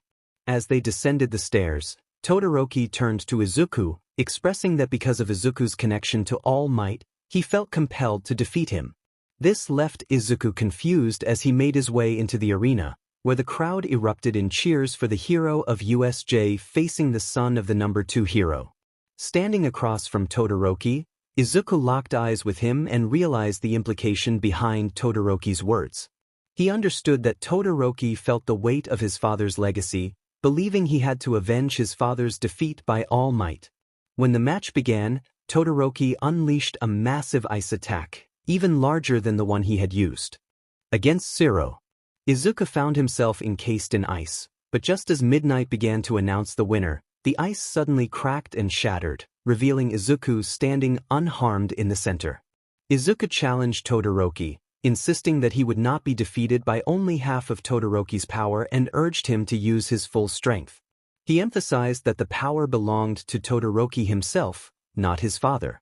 The crowd fell silent as Izuku encouraged his opponent to confront his past. In that moment, Todoroki recalled his mother's words, realizing that he needed to embrace his own power. He activated his flames and expressed gratitude to Izuku, a smile breaking through his earlier demeanor. Endeavor, watching from the stands, shouted in approval, but Todoroki retorted that he had not accepted his father's power, it was his own. Though furious, Endeavor chose to remain seated, dismissing it as part of his son's rebellious phase. The two young heroes engaged in an all-out battle. Todoroki unleashed his flames while Izuku powered up, utilizing Godspeed and won for all at 50%. Midnight and Cementos attempted to intervene, fearing for their safety, but the walls cementosected were easily shattered by their combined might. The clash of their powers resulted in a massive explosion that devastated the arena. As the smoke cleared, the audience was left in shock. Todoroki lay knocked out on the ground outside the arena, covered in cuts, while Izuku stood in the wreckage, completely unscathed. Midnight announced Izuku as the winner, and the crowd erupted into cheers for both competitors. Izuku approached Todoroki, helping him to the nurse's office. Todoroki expressed his thanks, and Izuku responded with a smile, affirming that friends support one another. After Todoroki received treatment and rested to regain his stamina, Izuku returned to his classmates, who showered him with compliments. As he watched the subsequent matches, he prepared for his next fight against Ida. Both students exchanged well wishes as they walked down the stairs to the tunnel. When their match was announced, both competitors wore smiles instead of the cold expressions seen in previous matches. As the countdown began, Ida sprinted toward Izuku, but Izuku teleported to the opposite side of the arena, teasing that he was still faster. In a swift move, Izuku pushed Ida out of the arena, securing his victory. After the match, Ida acknowledged Izuku's strength, stating that only the stronger could win, and this time, it was clearly Izuku. They returned to their class together. The next match featured Tokoyami and Bakugo, with Bakugo winning easily due to Tokoyami's weakness against light. As Tokoyami returned, his classmates tried to lift his spirits, and he thanked them, albeit a bit flustered. Finally, the moment arrived for the last fight between Izuku Midoriya and Katsuki Bakugo. As they made their way to the arena, Izuku received encouraging wishes from his classmates, while Bakugo, in his usual fashion, stormed off without a word. Izuku hurried to catch up with Bakugo, who turned to him, declaring his intent to crush Izuku without mercy. Both competitors entered the arena, their expressions cold and determined. The atmosphere was tense as the audience held their breath in anticipation of the showdown. With the countdown complete, the final battle was about to begin. The announcer's voice echoed throughout the stadium, urging the contestants to begin, yet neither moved. Bakugo, with a sinister smirk, taunted his opponent, suggesting that he would hurt someone close to him, revealing a darker side that shocked the audience. Many spectators began to view him not as a hero, but as a villain, especially after witnessing his earlier actions against a girl. Suddenly, a menacing aura filled the arena, drawing everyone's attention to Izuku. He stood with a fierce expression, his presence radiating an unsettling energy that sent shivers through the crowd. As he slowly lifted his gaze to meet Bakugo's, the atmosphere shifted dramatically. Bakugo's bravado faltered as he noticed the change in Izuku's eyes, now black with red pupils. The fear was palpable as Bakugo instinctively took a step back, feeling an overwhelming urge to flee as Izuku advanced toward him. With each step Izuku took, the ground trembled beneath him. The arena cracked, and with a powerful movement he transformed the space into a massive crater, sending Bakugo crashing against the far wall. Midnight, overwhelmed by the intensity of the moment, could barely muster the words to announce the victor. As Izuku returned to his usual demeanor, the dark aura dissipated, and the crowd erupted into cheers, celebrating his victory in the sports festival. Bakugo, however, stood silently on the second-place platform, his expression unreadable. Tokoyami claimed third place, while Ida had to leave for family reasons. The top three received their medals from All Might, who embraced them in a gesture of encouragement. Although he stumbled over the celebratory phrase, the rest of the event proceeded without a hitch, marking a memorable conclusion to the festival. Izuku woke up 2 days after the sports festival, having enjoyed a day off following the event. He ate breakfast, changed into his school uniform, and made his way to the train station to head to UA High School. On the train, many passengers recognized him and congratulated him on his victory in the sports festival. As he stepped off the train, the compliments continued from people on the streets. Upon arriving at his classroom, he found that most of his classmates were already there. He took his seat and overheard some of them sharing similar experiences of being recognized and congratulated. When Aizawa entered the classroom, the students quickly settled down. He greeted them and announced that they would be selecting their hero names. Midnight soon joined, emphasizing the importance of choosing a name that would resonate with their identities as heroes. One by one, the students presented their chosen names. While not all names were accepted by midnight, Tsuyu's presentation sparked inspiration among her classmates, leading to a flurry of creative ideas. Bakugo attempted to choose a name that sounded more villainous, which elicited a collective sigh from his classmates, reminding them of his usual demeanor. When it was Izuku's turn, he took a deep breath and approached the front of the class. His peers were eager to hear what the strongest student would choose. He announced his name, the godlike hero, Hypernova. This choice momentarily shocked his classmates, but they quickly recalled his incredible feats, including defeating a Nomu that rivaled All Might and standing tall despite his injuries. After all the presentations, Aizawa returned to share the results of the sports festival. He revealed that for the first time ever, requests had come from heroes outside of Japan wanting to work with students. The class buzzed with excitement at the prospect of such opportunities. Aizawa then presented the list of requests each student received from pro heroes. Izuku's list was impressive, featuring requests from the top 5 heroes in the USA, the top 3 in Germany, and the number 1 hero from the UK. His classmates were astonished, and Izuku felt overwhelmed by the attention. As lunchtime approached, Aizawa allowed the class to leave. During lunch, Uraraka asked Izuku if he had decided where he wanted to go. He admitted that he was struggling to choose from the multitude of options available. Ida chimed in, noting that it was understandable given the sheer number of pro heroes. After lunch, as they returned to class, Izuku reviewed the requests he had received and was particularly intrigued by one hero, the invincible hero, Ban. He decided to go with Ban and wrote down the name before heading home.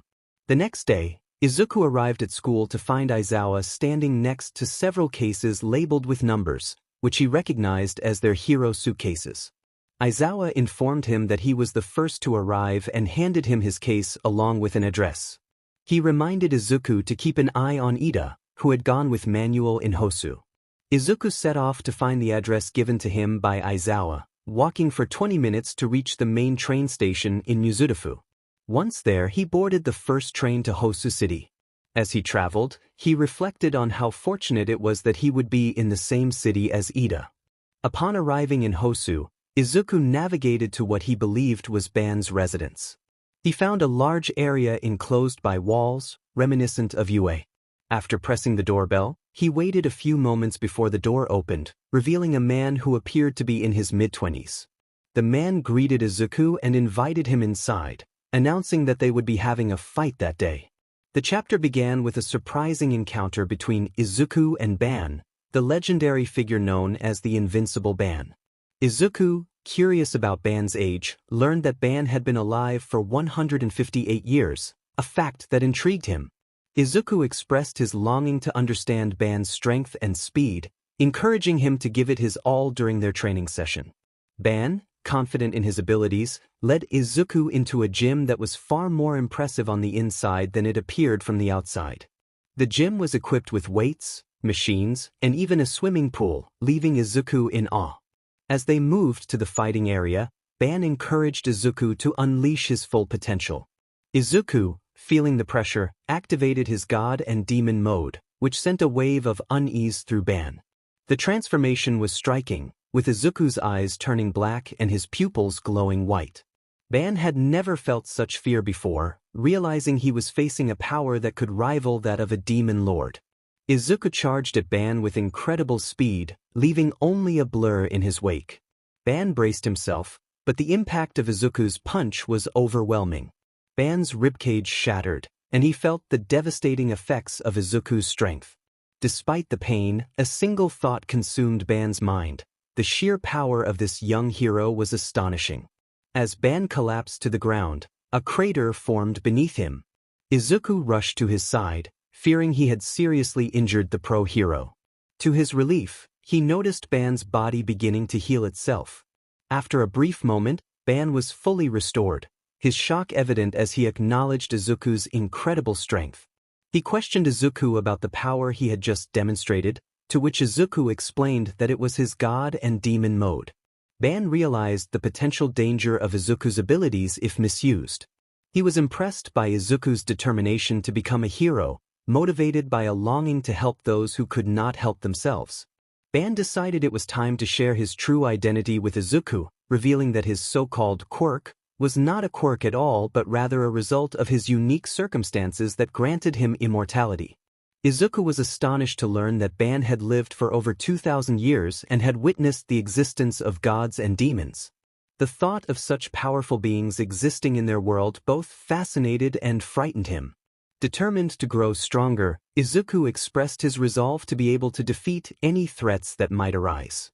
Ban proposed a plan for their training, suggesting they finish their current internship before meeting again to continue their development. However, as it was already late, Ban insisted they get some rest. He showed Izuku to his sleeping quarters, and they both settled in for the night. In Ban's mind, he reflected on Izuku's potential. He recognized the young hero's bravery and strength, estimating his power level to be around 900. This realization filled Ban with hope for the future, knowing that Izuku could become a formidable force against evil. As he prepared for sleep, Ban felt a sense of anticipation for what tomorrow would bring in their training journey. Ban woke up to find Izuku already training in the gym with weights. As Ban observed Izuku, he noted that the young hero was not even sweating despite his rigorous workout. After an hour, Izuku finished his training session and moved on to practicing various fighting styles and power combinations, aiming to find techniques that would incapacitate enemies without causing fatal harm. Ban watched in admiration, thinking about how effortlessly Izuku seemed to create new fighting styles. As Izuku prepared to leave the gym, he noticed Ban watching him.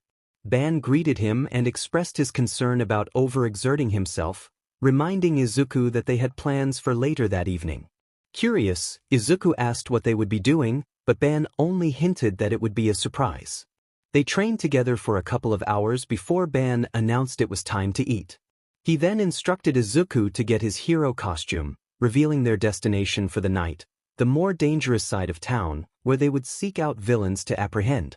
Izuku felt a sense of urgency, worried about his friend Ida, who might be tempted to seek revenge for his brother. He quickly donned his costume and met Ban at the entrance of the secured area where he was staying. Ban awaited him in his hero outfit, which bore the marks of many battles. Together, they began their patrol of the area, but Izuku couldn't shake the feeling that something was amiss that night. As they walked, Ban reassured him that they would arrive at their destination shortly. Suddenly, Izuku's instincts kicked in when a villain with a knife lunged at Ban, stabbing him in the throat. In shock, Izuku shouted Ban's name. The villain, filled with madness, taunted them, believing that heroes thought themselves invincible. However, Ban calmly turned to face his attacker, revealing his immortality. The villain, taken aback, attempted to stab Ban again, but Izuku intervened, kicking the villain into a wall and rendering him unconscious. Ban removed the knife from his throat, noting its peculiar ability to vanish, likely a result of the villain's quirk. He retrieved HNDCFFS from his utility belt and, with Izuku's assistance, transported the subdued villain to the nearby police station. Upon entering the station, Ban caught the receptionist's puzzled gaze as he held the door open for Izuku, who was carrying the unconscious man on his back. The receptionist initially mistook the situation, but Ban quickly presented his pro-hero license, clearing up any confusion. After explaining the incident and the villain's quirk, the receptionist acknowledged Ban's status as a top hero and assured them that the villain would be taken into custody. With their task completed, Ban and Izuku continued toward the dangerous part of town. Izuku inquired whether they had already entered that area, to which Ban replied that they had not yet reached it. He explained that since the emergence of the hero killer Stain, many individuals had attempted to emulate his methods and ideals. Izuku listened intently as Ban elaborated on Stain's twisted philosophy, which sought to eliminate heroes who acted for fame and fortune. While Izuku understood the noble intent behind wanting to reveal the true meaning of heroism, he also recognized the wrongness of Stain's violent approach, as many heroes still work tirelessly to protect others. Ban revealed that he had come to this part of town specifically because the police had confirmed Stain's next appearance. He intended for Izuku to confront Stain, believing it would serve as excellent training for him. Izuku was taken aback by the suggestion, feeling both honored and overwhelmed by Ban's faith in his abilities. Ban encouraged Izuku to prepare himself, emphasizing that he had witnessed Izuku's impressive performance against other pro heroes during their training. He expressed his belief that Izuku had the potential to become the #1 hero in the future, urging him not to waste his talent. As they arrived at their destination, Ban instructed Izuku to sharpen his senses, readying themselves for any potential threats that lay ahead.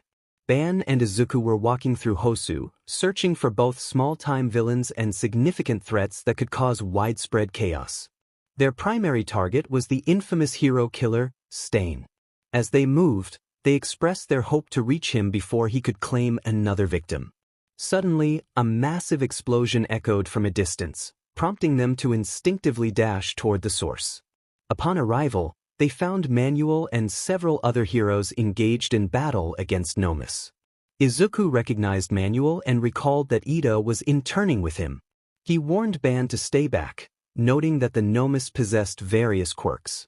As he scanned the area, Izuku noticed Manuel looking around anxiously, calling out for Ida, who had seemingly wandered off at a critical moment.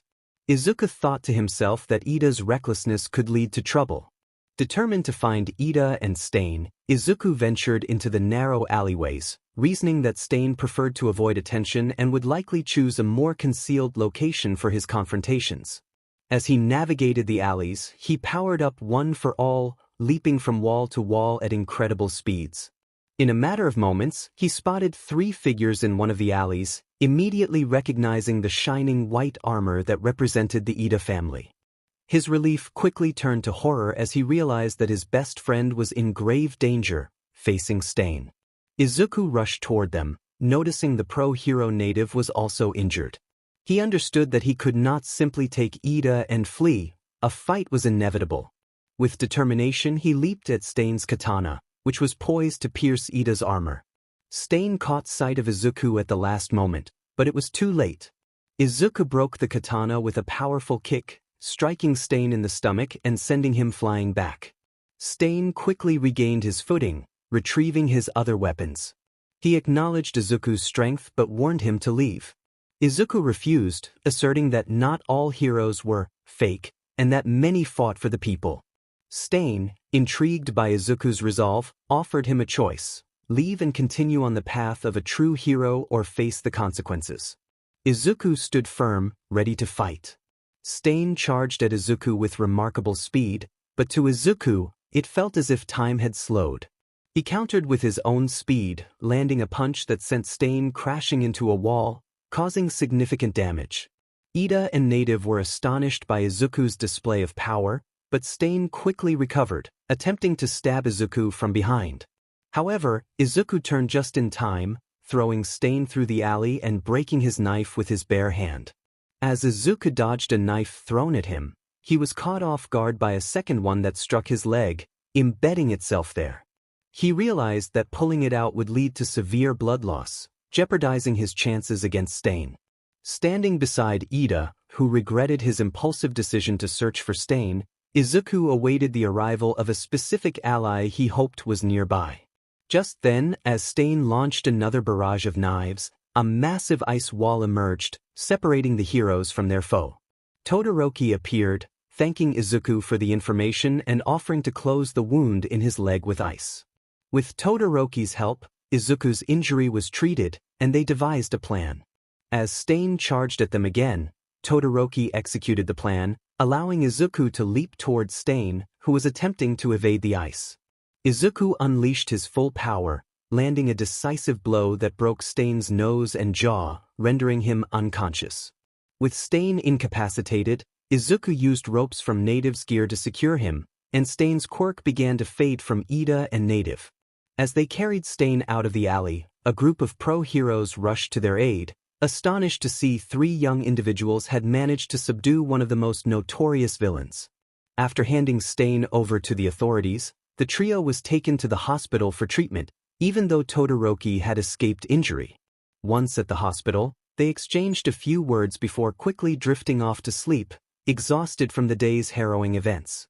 Izuku, Ida, and Todoroki found themselves in a hospital room, required to stay overnight for a checkup to assess any potential long-term damage from their recent encounter.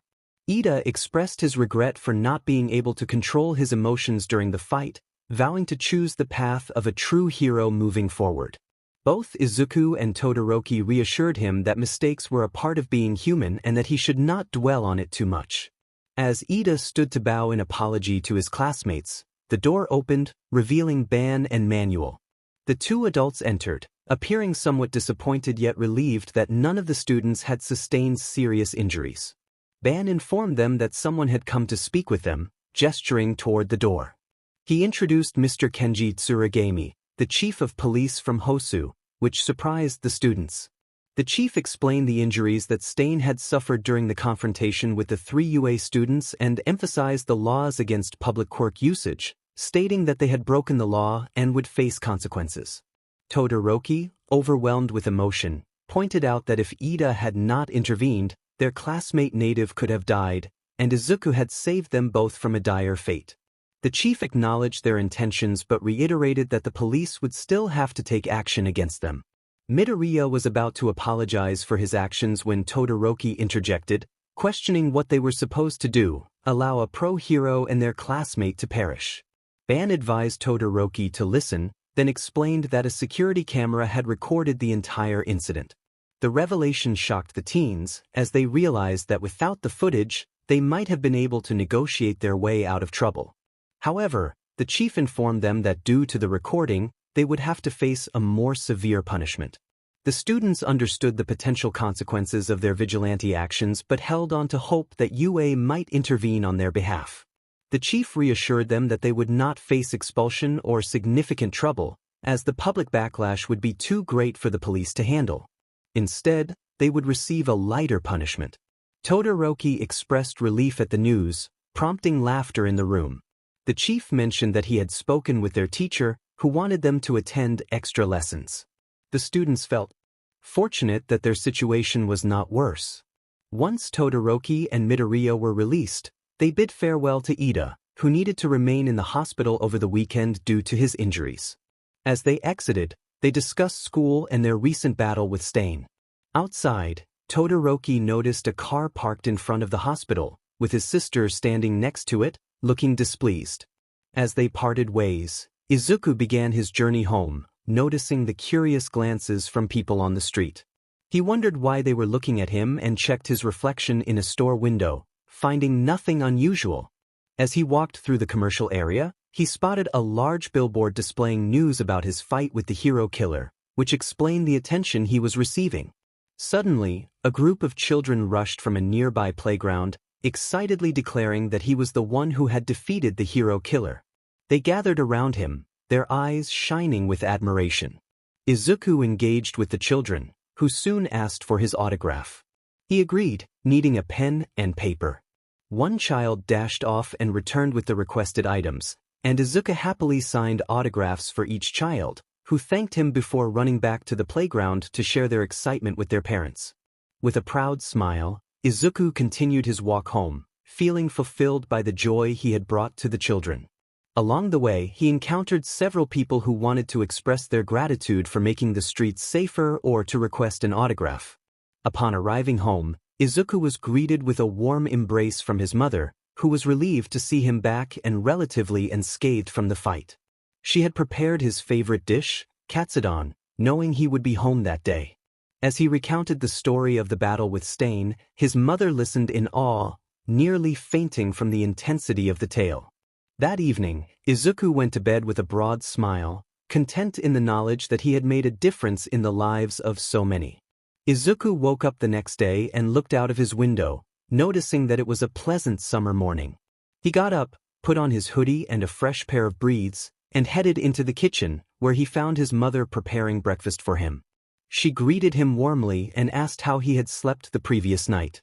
He replied that he had slept pretty well, but then his mother informed him that she had been called into work and would not be able to stay with him that day. Izuku reassured her that he had to go to school anyway, as Aizawa-sensei had summoned him as a consequence for using his quirk in public. His mother expressed relief that he would not be alone that day, but Izuku lamented that it would still be a challenging experience. She asked if any of his friends would be there, and he mentioned that Todoroki would be present, while Ida had to remain in the hospital over the weekend. His mother comforted him, and he reluctantly accepted that at least one classmate would be there. After finishing breakfast, Izuku spent the next 30 minutes showering, brushing his teeth, and putting on his UA clothes. He gathered his school supplies and left for school. As he walked through the usually quieter part of Mizudafu, he felt a slight rumble beneath his feet. Initially thinking it was an earthquake, he quickly realized it was a fight nearby when he heard a faint scream. Knowing he might face consequences from Aizawa, he felt compelled to investigate. Izuku ran toward the source of the scream and discovered an alleyway that was more spacious than the one where he had fought Stain. He searched for any heroes nearby but found none, leading him to hope for the best. Upon entering the alley, he saw two figures, one person lying on the ground and another who appeared to be a hybrid of human and machine. The robotic figure was armed with numerous guns attached to its body. Izuku attempted to sneak up for a surprise attack, but just as he was about to strike, one of the villain's eyes glowed red, and its arm extended, hitting Izuku in the stomach and sending him crashing into the wall. As he looked up, the villain taunted him, mocking his attempt to sneak up. In that moment, Izuku recognized the hero on the ground. It was Slugger, someone he remembered from the incident when Bakugo was kidnapped by the sludge villain. Slugger had been unable to intervene then due to the nature of his quirk. Regaining his focus, Izuku saw the robotic villain preparing to crush Slugger's head. In a burst of determination, he activated Godspeed and leaped onto the villain's back, delivering a powerful kick that sent the foe several meters away. Slugger warned Izuku to leave, emphasizing the danger of the situation, but Izuku was resolute, believing that heroes should not abandon others in peril. The villain laughed at Izuku's defiance and activated a booster on his legs, creating cracks in the ground as he prepared to attack. With a swift movement, he disappeared and reappeared in front of Izuku, delivering a devastating punch that sent him crashing into the building behind him. Despite the pain and the multiple broken ribs he sustained, Izuku's healing quirk kicked in, allowing him to recover quickly. Determined to fight back, Izuku assumed a fighting stance, ready to engage in his first real battle in a long time. The villain introduced himself as Robo, while Izuku prepared for the confrontation. He quickly grabbed Slugger and instructed him to stay back and signal for help, but Izuku was determined to face the threat head-on. As Izuku dashed deeper into the alleyway, Robo was already on his feet, declaring that the fun was about to begin. He charged at Izuku, generating a force field that pushed him back against the wall, leaving him momentarily trapped. Izuku fell to the ground, feeling the weight of the situation. Just as he began to contemplate his next move, a mechanical arm extended from Robo's back and grabbed him, slamming him between the buildings and inflicting severe injuries. Lying in a pool of his own blood, Izuku felt his bones begin to heal, allowing him to rise again. He muttered to himself, activating his rage mode, and as red cracks formed around him, he glared at Robo, who had underestimated him. With newfound strength, Izuku leaped at Robo, delivering a powerful kick that sent the villain sprawling along the alleyway. Robo, now enraged, acknowledged Izuku's resilience and prepared for another attack. His eyes glowed a bright red as he charged at Izuku, delivering a punch that drove him into the ground. Despite the pain and struggle to free himself, Izuku managed to escape just in time to avoid another blow. However, he was quickly struck again, feeling the impact resonate through his body. As the battle raged on, Izuku found himself bleeding from his eyes, the red and black energy surrounding him beginning to fade. Despite the odds stacked against him, he remained determined to fight, knowing that he could not give up. Izuku struggled to stand, feeling the weight of exhaustion pressing down on him. The memory of his friends, Uraraka and his mother, at his funeral ignited a fierce determination within him.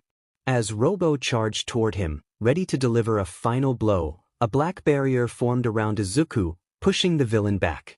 With renewed strength, Izuku stood tall, darkness swirling around him, and a symbol appeared on his forehead.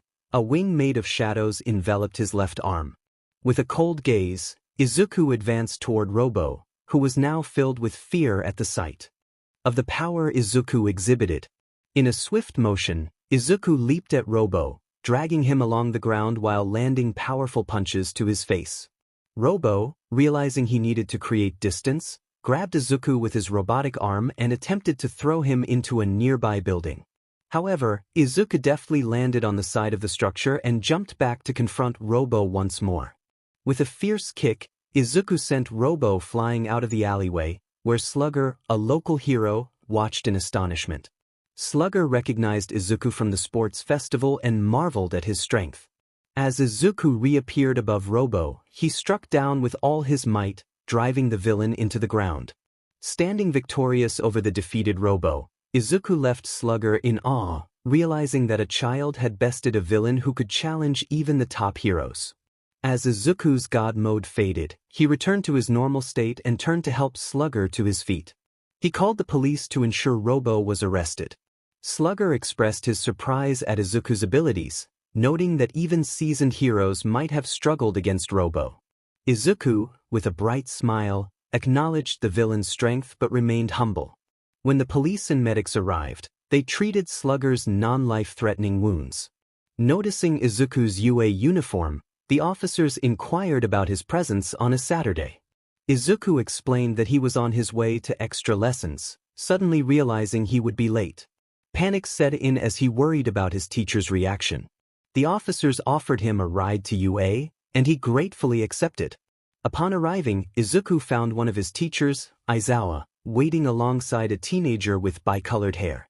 Apologizing for his tardiness, Izuku was met with Aizawa's stern demeanor. The police officer explained the situation, clarifying that Izuku had acted in self-defense against the villain while also saving Slugger. Aizawa decided to let Izuku off the hook this time but warned him that his training would still be rigorous. Grateful, Izuku thanked Aizawa and hurried to Gym Gamma, where he trained intensely alongside Todoroki for several hours. Exhausted but determined, Izuku pushed through until Aizawa finally dismissed them. After training, Izuku made his way to the train station and boarded a train home. As he traveled, he reflected on the day's events and read about his fight with Robo in the news. When he arrived home, his mother greeted him and asked about his day. Izuku described it as interesting, and they shared a meal together. Afterward, he fell into a deep sleep, completely worn out. On Monday morning, Izuku awoke, curious about what the day would bring in class. Following his morning routine, he decided to arrive at school early. He caught the first train to UA and, upon disembarking, headed toward the school. As he walked, he heard someone calling his name and turned to see Ida, full of energy, and Uraraka, who was less enthusiastic but still lively. They exchanged greetings, and Izuku learned that Ida had woken up early for a morning run, while Uraraka had simply risen early as well. They agreed it was time to head to UA, but Izuku requested Ida to slow down, as he struggled to keep pace. Arriving at the classroom, they found Todoroki and Tokoyami already seated. Izuku greeted them, and while Tokoyami nodded in acknowledgement, Todoroki appeared more cheerful than usual. He remarked that after the weekend, it felt good to make friends. Uraraka noted the change in Todoroki's demeanor, and they all settled in, preparing for the teacher's arrival. Izuku pointed out that they didn't need to be completely silent with 10 minutes to spare, which slightly disappointed Ida, who had been keen on maintaining order. Despite the minor disagreement, the atmosphere in the classroom was filled with anticipation for the day ahead. The students engaged in light conversation as they settled into their classroom. Some joined in the discussion, while others, like Tokoyami and Bakugo, remained quiet at their desks. When Aizawa entered, a hush fell over the room as everyone anticipated the start of the lesson. He greeted them in his usual weary tone and informed them that they would be studying independently for the written portion of the final exam. The class, particularly Kaminari, questioned how they were supposed to learn without guidance. Aizawa, indifferent to their concerns, instructed them to figure it out and announced that school would be out until the day of the written test before leaving the classroom. Panic ensued among Kaminari, Sato, and Mina, who lamented their impending failure. Yaoyorozu offered her assistance, prompting Mina to express her gratitude enthusiastically. Meanwhile, Midoriya felt confident in his ability to study alone and decided to head home, reflecting on how his day could have been more productive had he stayed in. However, he was glad to have seen Uraraka, which made him blush at the thought of his feelings for her. He dismissed the idea that someone like her could ever like him back. On the train ride home, Midoriya listened to music while contemplating his training schedule. He realized that time was limited before the practical exam and resolved to train diligently over the next week. As he neared his stop, an idea struck him about the nature of the practical exam. He speculated that they might face off against their teachers, which filled him with excitement at the prospect of the challenge. Upon arriving home, Midoriya was greeted by his mother, who inquired about his day. He reassured her that nothing significant had happened but mentioned the upcoming week off for final exam preparation. She encouraged him to study, and he promptly retreated to his room. After spending nearly 5 hours reading and taking notes, he felt accomplished and ready to shift his focus to physical training. He informed his mother of his plans to train outside, promising to return by 8 in the evening. Once outside, he made his way to his training spot, a location he had discovered shortly after gaining his quirk. He began his workout by sparring with dummies and using various equipment, which energized him. As he worked up a sweat, he decided to remove his shirt, unaware that a classmate was watching him, her cheeks flushed. Midoriya activated his quirk, one for all, and unleashed powerful punches against nearby trees, marveling at his increasing strength. After a productive training session, he checked the time and realized it was nearly 8. He quickly put his shirt back on and jogged home to avoid being late. Upon his return, he found his mother already asleep, so he warmed up some food and prepared for bed after showering and brushing his teeth. Meanwhile, Uraraka returned home, still processing the surprising sight she had witnessed. The next morning, Midoriya woke up feeling overheated and noted the warm temperature. Disappointed that he couldn't train outside, he decided to continue his workout in the basement. After changing clothes, he noticed a note from his mother indicating she had been called to work. Relieved that he wouldn't disturb her during her day off, he proceeded with his morning routine and descended into the cool basement, feeling refreshed. Eager to break his personal record, he loaded weights onto the squat bar and contemplated requesting denser weights from the support department. Midoriya trained with lighter weights before deciding to send an email to the support department, hoping to obtain the new equipment soon. After finishing the email, returned to his training until he could no longer lift the bar without weights. Checking his phone, he saw a message from his mother stating she wouldn't be home until late and that food was in the fridge. Grateful for the meal, he remembered he needed to buy milk for his favorite cereal but hesitated to go out after his training session. Ultimately, he resolved that he had no choice but to venture out for the milk, quickly showering and changing into fresh clothes before heading out. Izuku felt relieved as he stepped outside, no longer smelling of sweat. He had just enough time to make it to the store before it closed, hoping there would still be milk available.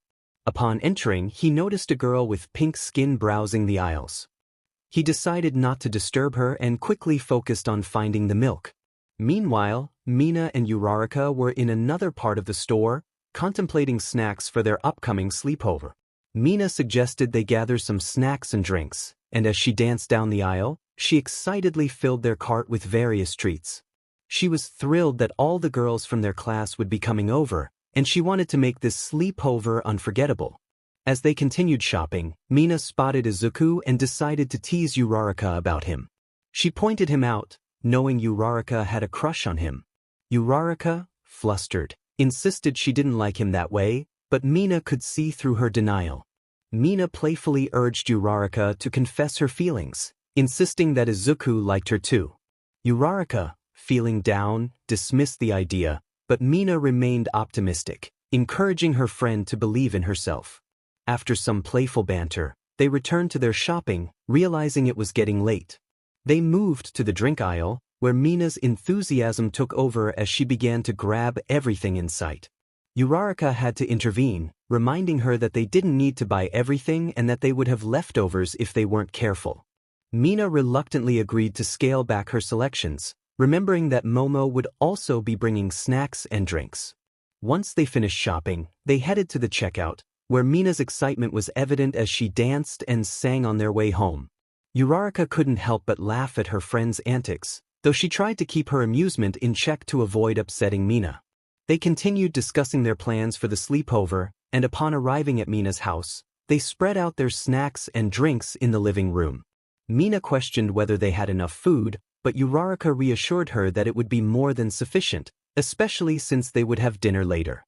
Mina, scratching her head, realized she had almost forgotten about dinner. She then mentioned having games ready for the night, which made Uraraka feel a bit apprehensive, recalling Mina's earlier teasing about Izuku.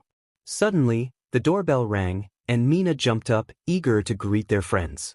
As she opened the door, several girls from Class 1A entered, excited for the sleepover. Uraraka welcomed everyone, noting that they were only missing Yamamo and Tsuyu. Just then, the doorbell rang again, and Mina opened the door to find the last two girls arriving. After everyone settled in, they began to prepare pizza, which took some time as they had to bake multiple pizzas at once. Once they finished eating, it was time to play games, and the suggestion of playing Truth or Dare was met with enthusiasm, setting the stage for a fun-filled night ahead. Mina proposed watching a movie first, insisting that she would choose the genre. With a mischievous smile, she declared her choice: a horror movie. Toru was taken aback, expressing his dislike for horror films. Mina reassured him that it wouldn't be too frightening, especially with everyone present. Once the decision was made, Mina eagerly jumped up and turned off the lights, setting the stage for their movie night. After the film concluded, most of the group found themselves huddled together, seeking comfort, except for Yaoyorozu and Mina, who seemed unfazed by the horror. Mina then shifted the mood back to her usual cheerful self, suggesting they play some games. They decided on a game of Truth or Dare. Momo reluctantly agreed to Mina's enthusiasm, and the game began with light-hearted dares, such as eating toothpaste followed by drinking cola, or sending silly voice messages to their classmates. A frequent target for these dares was Bakugo, who would respond with irritated messages. As the game progressed, the dares became more challenging and embarrassing. For instance, Tsuyu had to tie her tongue around Jiro's earphone jacks for the remainder of the round. When it was Mina's turn to ask Uraraka, she hoped her friend would choose Truth, and her plan unfolded perfectly. Mina asked Uraraka to pick between Truth or Dare, and with a hint of hesitation, Uraraka opted for Truth. Mina's excitement grew as she anticipated the question she had in mind. She asked Uraraka if she had feelings for Midoriya. The question caught Uraraka off guard, and she covered her face with her hands, overwhelmed by the attention. After some hesitation, she admitted her confusion about her feelings, revealing that her heart felt stirred. Mina, with a bright smile, declared that it was love. Uraraka, still bewildered, repeated the word love, struggling to comprehend what Mina had said. Mina encouraged her to admit her feelings for Midoriya, and after a moment of contemplation, Uraraka finally confessed her affection for him, nearly shouting in the process. Her friends reassured her that Midoriya likely felt the same way, offering their support as she processed her emotions. They continued to play games and enjoy each other's company until they eventually drifted off to sleep. Meanwhile, Izuku lay in bed, unable to find rest as pain coursed through his body. He wondered if it was a result of his intense training or something more concerning. Frustrated and confused, he felt himself slipping into unconsciousness, his body growing weaker until he could no longer make a sound. When Izuku awoke, he found himself in a dimly lit room, half in black and white, with golden eyes on one side and red eyes on the other, all watching him intently. Confused, he questioned his surroundings. A voice reassured him that he was not alone, introducing itself as part of a group of gods and demons.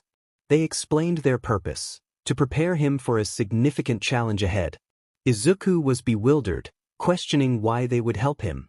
The beings revealed that he was the only true-hearted individual in the world, and they needed him to restore balance between their realms. They informed him that he had previously encountered a god who watched over the Japanese people. Curious, Izuku inquired about the number of gods and demons. He learned there were about 5,000 of each, though some did not follow the Supreme Being's rules. The beings emphasized the urgency of his mission, explaining that rogue sentinels on Earth were threatening humans and those who adhered to their laws. They mentioned that he had already defeated one of these rogue sentinels. Izuku was taken aback by the revelation and sought to understand more about the sentinels and those who fought against them. The beings informed him that they had selected individuals who had lived far longer than he could imagine, hinting that he had already met one of them. Confusion filled his mind as he tried to piece together the implications of this new reality. Izuku found himself in a surreal encounter with powerful beings who revealed themselves as gods and demons. They informed him about the Sentinels, formidable foes threatening the balance of the world. While he was initially overwhelmed by the gravity of the situation, he learned that he was not alone in this fight. There were others who would join him in the battle against the Sentinels. The beings explained that they had the ability to grant him more power, as he was not yet strong enough to face the challenges ahead. They were the creators of the quirks that had transformed the world, as well as the architects of time and the universe itself. Izuku struggled to comprehend the magnitude of their existence and the role he was destined to play. They emphasized that he would need to grow stronger to confront the Sentinels, some of whom rivaled the might of a legendary archangel named Male. Male had once united gods and demons to halt a devastating war, and now Izuku was chosen to take on a similar role. The gods and demons deemed him worthy, believing that he possessed the purity of heart necessary for such a responsibility, unlike others who had reached their limits. Determined to prove himself, Izuku accepted the challenge laid before him.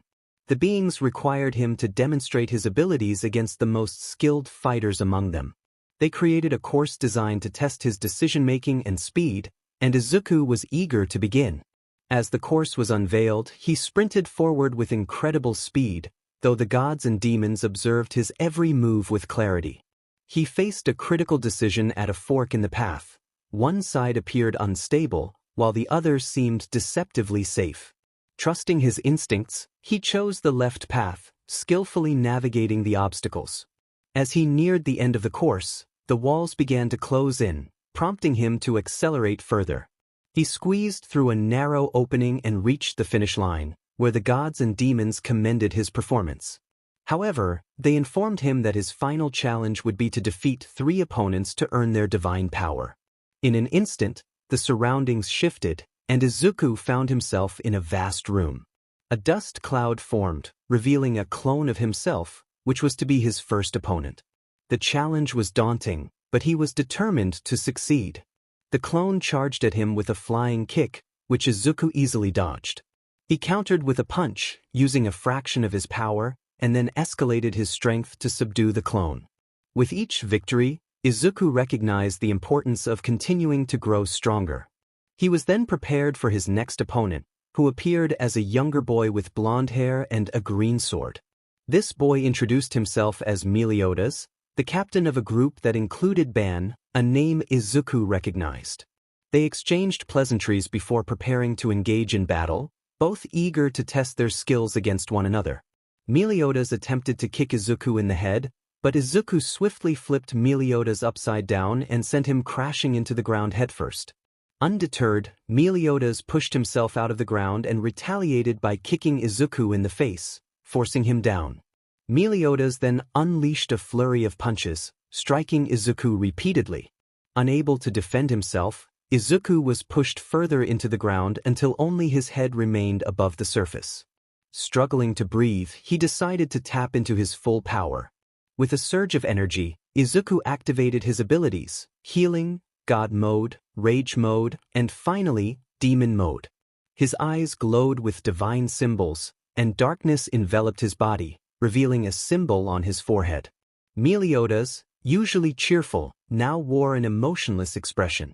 The darkness around him began to swirl, mirroring Izuku's transformation.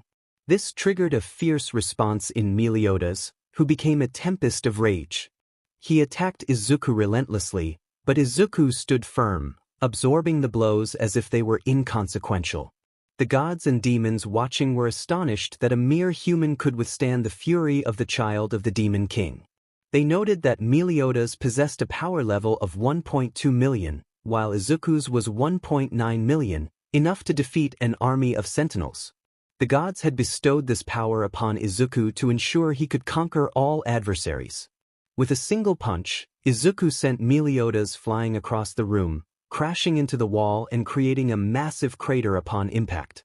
Meliodas fell to the ground, unconscious, leaving Izuku victorious in the second match.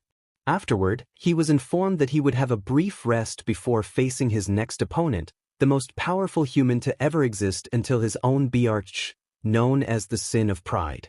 Once his 5 minutes of rest concluded, Izuku stood ready for battle again. Upon being teleported, he spotted a towering figure, a man measuring 7.25 feet, waiting for him. The man acknowledged Izuku's arrival and inquired about his previous challenge with Meliodas. Izuku admitted that while Meliodas had posed a challenge initially, he had overcome him once he unleashed his full power. The man introduced himself as Escanor, the Sin of Pride, and expressed excitement at the prospect of a worthy opponent. Izuku understood that Escanor was likely stronger than Meliodas, so he immediately summoned all of his power. As he flew toward Escanor, darkness enveloped him, and divine symbols replaced his pupils. Escanor, however, dismissed Izuku's attack with a simple backhand, sending him crashing into the wall. He taunted Izuku, suggesting that he needed to be more creative in his approach. Determined to prove himself, Izuku devised a plan. He leaped at Escanor, shattering the floor beneath him and launching debris at his opponent. The sudden assault temporarily blinded Escanor, allowing Izuku to disappear from view. As Escanor turned to locate him, Izuku struck again, darting around the room like a bouncing ball, occasionally landing hits but often missing. While the gods acknowledged Izuku's creativity and strategy, they sensed that the true test was about to begin. Escanor declared that he would now get serious, capturing Izuku effortlessly and throwing him into the wall, leaving him momentarily immobilized. Izuku struggled to free himself as he watched Escanor grow to an imposing height of 10.6 feet. With a deadly gaze, Escanor charged at him, breaking through the wall into another room. In this new space, Escanor approached Izuku, lifting his arm as his axe, Rita, descended from above and landed in his grasp. Izuku felt a surge of frustration at his inability to devise a solution. Just as the axe was about to strike him, a realization struck him. He thought of his loved ones, feeling a surge of determination. With newfound control over his powers, he caught Escanor's axe, lifting it even as Escanor pressed down on it, signaling that he had found his fighting spirit once more. A colossal sun loomed above Escanor, hurtling toward Izuku at blinding speed. In an astonishing display of strength, Izuku kicked the sun, and it absorbed into his body effortlessly, leaving Escanor in a state of disbelief. He struggled to comprehend how this was possible, doubting Izuku's claim of superiority. In response, Escanor swung his axe down at Izuku, but Izuku caught it with ease and retaliated with a powerful punch to Escanor's gut, sending him crashing back through a hole in the wall created by their earlier confrontation. Izuku emerged from the hole just as Escanor regained his footing, determined to end the battle. He unleashed a full power punch, acknowledging Escanor's impressive strength while revealing his own power level was significantly higher. The impact of Izuku's punch connected with Escanor's face, knocking him out instantly. Following this intense encounter, Izuku was teleported back to the realm of gods and demons, where he was informed that his newfound powers would soon manifest if he continued on the path of a true hero. He found himself back in his bed, barely conscious. As morning arrived, Izuku regained control of his body and glanced at the clock, realizing it was already the next day. He noticed he was sweating profusely, likely a result of the previous day's events, and decided a shower was in order. After completing his morning routine, he spotted a symbol on his shoulder, the same one he had seen during his clash with Escanor. This revelation confirmed that it had not been a dream. He recalled that Meliodas had a similar symbol and considered reaching out to Ban for more information. Izuku dialed Ban's number, and after a brief wait, Ban answered. He greeted Izuku, who apologized for the early call and expressed the urgency of his message. Ban urged him to get to the point, prompting Izuku to inquire about Meliodas. The conversation quickly turned serious, leading to a plan to meet at an abandoned training site in a nearby forest. With 40 minutes to spare before their meeting, Izuku decided to grab breakfast in the city. He found a cozy cafe and ordered an omelette. As he ate, a group of girls from his class entered, and upon spotting Uraraka, he quickly focused back on his meal, hoping to avoid their attention. However, Mina noticed him and called out, drawing the attention of the entire group. Uraraka's face flushed with embarrassment at the thought of Mina potentially causing chaos by calling Izuku over. Momo, in her usual composed manner, admonished Mina for putting Izuku on the spot, while others joined in to support Momo's stance. After finishing their meals, the girls decided to follow Izuku when they saw him leave the cafe. Momo was initially reluctant to join them in spying but eventually succumbed to the group's persuasion, albeit with a sense of regret. As they trailed Izuku through the city, they noticed him heading into the forest. Uraraka recalled having seen him train there before, and her cheeks flushed again at the thought of him possibly having a girlfriend. The group debated whether to continue following him, with Uraraka advocating for respect of his privacy. Ignoring her protests, they pressed on, curious about what Izuku was up to. When they reached the forest, they spotted Izuku waiting for someone. Uraraka's heart raced at the thought of him being with a girl, but then Ban appeared, suggesting that perhaps they were training together to gain experience. Izuku and Ban began discussing their previous encounters, with Ban questioning the authenticity of Izuku's claims about meeting Meliodas. In a moment of inspiration, Izuku remembered the symbol on his shoulder and decided to reveal it to Ban as proof of his encounter. When he exposed the symbol, Ban's expression shifted to one of shock, as if he had seen a ghost. He finally believed Izuku's story, overwhelmed by the implications of what it meant. Izuku explained that he had indeed defeated Escanor, the powerful figure associated with the symbol, and shared the extraordinary tale of his encounters with Meliodas and the gods and demons. Ban listened in awe, struggling to process the magnitude of Izuku's experiences and the power he had gained. Izuku had just woken up, eaten breakfast, and called his friend Ban. Excitedly, Ban suggested that they test Izuku's new powers on him. Izuku hesitated for a moment, considering the risks of losing control during a fight, but ultimately agreed. With a smile, he asked Ban if he was ready. Ban, eager for the challenge, confirmed his readiness, and both took their fighting stances.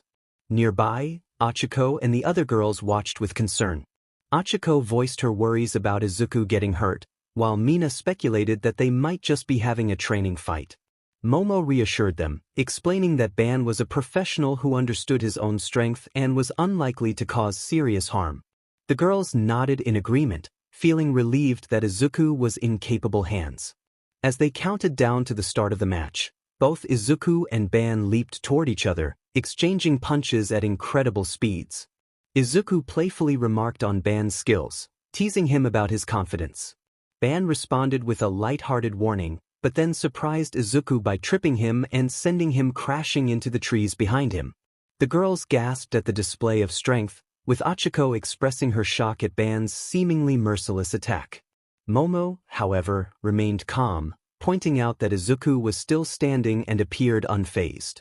Izuku quickly got back to his feet, brushing off the impact and joking about Ban's strength. Ban laughed, acknowledging Izuku's newfound confidence, and they both decided to unleash their true powers. Izuku launched himself at Ban, who prepared to counter. With a swift motion, Ban used one of his abilities, causing Izuku to fall to the ground as he absorbed some of his power. Izuku, still smiling, acknowledged Ban's strength and challenged him not to underestimate him. Ban charged at Izuku, attempting to land a punch, but Izuku caught his fist, revealing that he still had plenty of fight left in him. As the heat began to radiate from Izuku, Ban realized the gravity of the situation and began to back down. The girls watched in anticipation, wondering why Ban, who had been dominating the fight, was suddenly hesitant.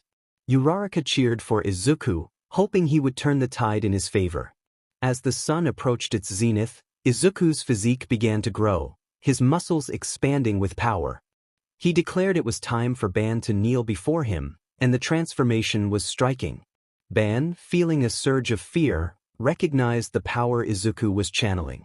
When Izuku attempted to strike down on Ban, he narrowly dodged, causing significant destruction to the surrounding forest. Ban was taken aback by the sheer force of Izuku's attack.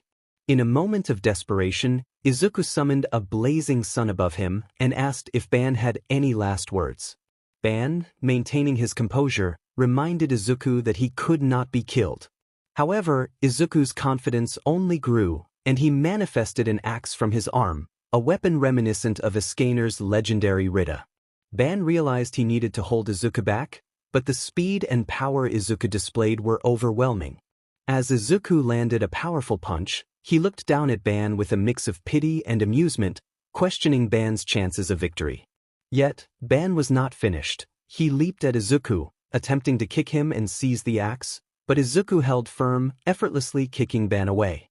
With only a short time left to harness his power, Izuku decided to push himself further, expressing a hint of regret for what he was about to do. He maintained his innocent demeanor, revealing that he still held onto his kind nature despite the overwhelming strength he wielded. The battle continued, showcasing the clash of their powers and the bond of friendship that underpinned their rivalry. The atmosphere was tense as Izuku prepared to strike. He lifted Rita, glancing at Ban, who remained unfazed. Izuku assured him that the action would be swift. With all the power he could harness from the one, he swung Rita down, delivering a devastating blow. The impact split Ban in two, and the surrounding forest was obliterated. Izuku hoped that the destruction was contained enough that no one would witness the aftermath. Mina, close to tears, struggled to comprehend the situation. She questioned whether Midori had just killed Ban. Uraraka, overwhelmed with disbelief, cried on her knees, unable to accept what had just transpired.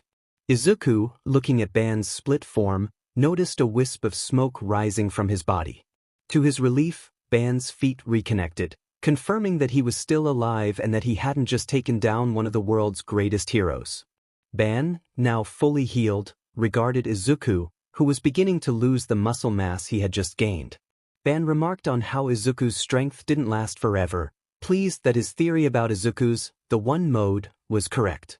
He acknowledged the terrifying power Izuku wielded, while Izuku, bowing slightly, apologized for any fear he had caused. Ban laughed, playfully teasing Izuku about his seriousness. Momo was in shock, grappling with the realization that Izuku had just nearly killed someone. Uraraka, still in tears, echoed her disbelief. Ban, with Izuku's assistance, stood up and inquired about the creation of the axe. He was baffled by how Izuku had managed to manifest Escanor's weapon. Mina, in astonishment, pointed out that Ban was still alive, which Momo noted was why he was known as the invincible hero. Uraraka felt a wave of relief wash over her, grateful that Izuku had not turned into a villain. Izuku explained that when he gained his power, he had envisioned the axe and used one of his quirks to create it. Ben found it amusing that Escanor had the same axe. Izuku realized that this was where he had recognized it from, confirming that Escanor had wielded it during their previous encounter. Ban expressed admiration for the axe, deciding to name it Bright Rita. However, he lost color in his face upon hearing the name, staring at Izuku in disbelief. Concerned, Izuku asked if something was wrong. Ban marveled at how closely the name resembled Escanor's. Izuku was excited to learn that Escanor had also named his axe Rita. Ban suggested they head home, needing time to process the events that had unfolded. They exchanged farewells, with Ban turning to leave. Mina suggested that the group should also return home, and the other girls agreed. Izuku made his way home, reverting the axe back into air particles, reflecting on the day's extraordinary events. He had chosen the name Bright Rita as a nod to Achiko's surname, which means bright or appealing in Japanese. Izuku was enjoying his lunch when he received a text from Kirishima inviting him to a sleepover at his house that evening, along with their friends. Excited about the idea, Izuku quickly replied that he would attend and informed his mother that he would be staying over at a friend's place, to which she agreed without hesitation. After finishing his meal, Izuku went to his room to pack a few essentials for the night. Once he was done, he glanced at his watch and realized it was almost time to head to Kirishima's house. Remembering that he could bring some snacks for the gathering, he grabbed his wallet and backpack and set off to the local supermarket. On his way to the party, Izuku spotted Ida and Todoroki walking on the opposite side of the street. He decided to cross over to greet them. They exchanged pleasantries, and Izuku learned that they had also picked up snacks for the evening. Ida, ever the responsible one, reminded them that they shouldn't stay up too late, emphasizing the importance of maintaining a good sleep schedule.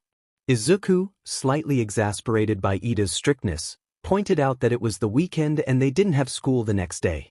Surprisingly, Todoroki agreed with Izuku, which left him momentarily stunned. As they approached Kirishima's house, Ida confirmed they had arrived at the correct place. They knocked on the door, which was opened shortly by their classmate, who welcomed them inside. Kirishima mentioned that they were not the first to bring snacks, as the table in the living room was already filled with various treats. The atmosphere was lively, and everyone was encouraged to make themselves comfortable. Shiro asked if everyone had arrived, and upon receiving nods from most, he suggested they play some games. Bakugo, bursting with energy, declared his intent to dominate in Mario Kart, setting the tone for the competitive spirit of the evening. Kirishima took charge of organizing the game and offered to take everyone's pizza orders. As the group played Mario Kart, Bakugo's competitive nature shone through, leading to some humorous outbursts when he lost to Izuku. Ida attempted to maintain decorum by reprimanding Bakugo for his language, but the atmosphere remained lighthearted, with Kaminari finding the whole situation amusing. The playful banter continued, and when Bakugo's frustration peaked, it prompted a comical chase around the room, with Kaminari trying to evade Bakugo's mock threats. After a while, the group managed to calm Bakugo down, and the doorbell rang, signaling the arrival of the pizzas.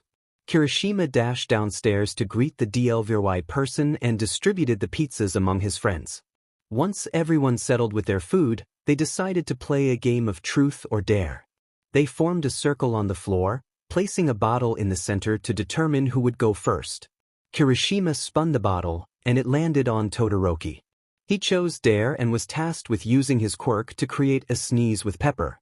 The result was both amusing and chaotic, as Todoroki's sneeze caused a bit of a freeze among some of his classmates, leading to laughter and playful chaos as they warmed each other up. The game continued, and when it was Todoroki's turn to ask a question, he directed it at Izuku, inquiring if he had feelings for Uraraka. This question caught Izuku off guard, causing him to blush and stammer. The rest of the group eagerly encouraged him to confess, with Bakugo pointing out how obvious it was that Izuku had a crush. Amidst the teasing and supportive banter, Izuku finally admitted his feelings, marking a memorable moment in the evening. Izuku quietly expressed his thoughts, hoping no one would overhear. He felt a sense of validation when he realized that Bakugo had been correct about the situation. The realization struck him that if it was so obvious, perhaps she was aware of it too. However, his friend reassured him that she was just as straightforward as he was, suggesting that she likely did not know. Kaminari, with a wide grin, added that now that they were aware of the mutual feelings, they would not stop teasing them until they were officially dating. Izuku hesitated at the mention of asking her out, but Ida urged him to trust his instincts and reassured him that it was safe to acknowledge their feelings. After some contemplation, Izuku decided he would ask her out in the future. Kirishima celebrated this decision, although his enthusiasm left Izuku puzzled about what had just transpired. Earlier that day, Mina had reached out to Kirishima with some news. She revealed that Uraraka had a crush on Midoriya and playfully demanded payment for this information. Kirishima agreed to settle the bet on Monday, promising to invite everyone over for a game of truth or dare that evening. Mina was pleased with the plan and looked forward to their next meeting. The group enjoyed their time together, playing various games before heading to bed. The following morning, they shared breakfast at Kirishima's house before departing. As the last to leave, Izuku reflected on Mina's insight, confirming to himself that both he and Uraraka had feelings for each other. After closing the door, Kirishima began tidying up his home. On Monday morning, Izuku woke up feeling more energized than usual. He was excited about the upcoming final exam, eager to showcase his new abilities. After a quick breakfast, he donned his school uniform, ready to face the day ahead. As Izuku Midoriya made his way to UA after getting off the train, he spotted Tenya Ida on his usual morning run. Ida greeted him warmly, and they exchanged pleasantries about their health and readiness for the upcoming exam. Ida expressed confidence in his training, mentioning that he had improved his speed, while Midoriya encouraged him, believing in his abilities. They arrived at the classroom, where most of their classmates were already seated, chatting and waiting for their teacher, showed Aizawa to enter. Ida took his place quietly, and Midoriya greeted Ochako Uraraka, sharing their mutual concerns about the written portion of the finals. Uraraka reassured Midoriya, and just then, Aizawa entered, commanding the room's attention. He announced the start of the written exam, reminding the students of the time limit and wishing them luck. Once the exam concluded, the students submitted their papers and prepared for the next phase. Aizawa instructed them to change into their hero costumes and gather at the bus. The atmosphere on the bus was unusually quiet as everyone mentally prepared for the challenges ahead. Upon arrival, they were met by the students of Class 1B, who were confused about the day's events. The teachers revealed that instead of fighting robots, they would face off against their instructors, leaving many students anxious about the unexpected twist. The pairings for the matches were announced, and Midoriya was shocked to learn he would be facing 4 teachers alone. Kendo voiced her concerns about the fairness of this arrangement, but Aizawa seemed confident in the decision. Midoriya, undeterred, prepared himself for the challenge, believing he could hold his own against the teachers. The matches began, starting with Bakugo and Zero. As they entered their designated area, Bakugo quickly assessed the situation and realized that Midnight had already subdued Zero. With determination, Bakugo unleashed powerful explosions to clear the sleeping gas, allowing him to engage Midnight directly. After demonstrating his strength, he successfully escaped with Zero, ending their match. Next up were Pony Tsunatori and Tetsu, who faced Vlad King. They devised a plan where Pony would distract Vlad while Tetsu attacked from the side. As the match commenced, Pony charged at Vlad, attempting to strike him with her horns. Despite her efforts, Vlad managed to block her attacks using his blood manipulation. However, Tetsu seized the opportunity and charged at Vlad, landing a decisive blow that knocked him out. Returning to the observation room, Pony and Tetsu were congratulated for their victory.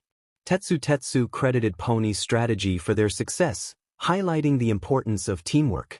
Meanwhile, Kendo called for the next pair, signaling the continuation of the intense examination day.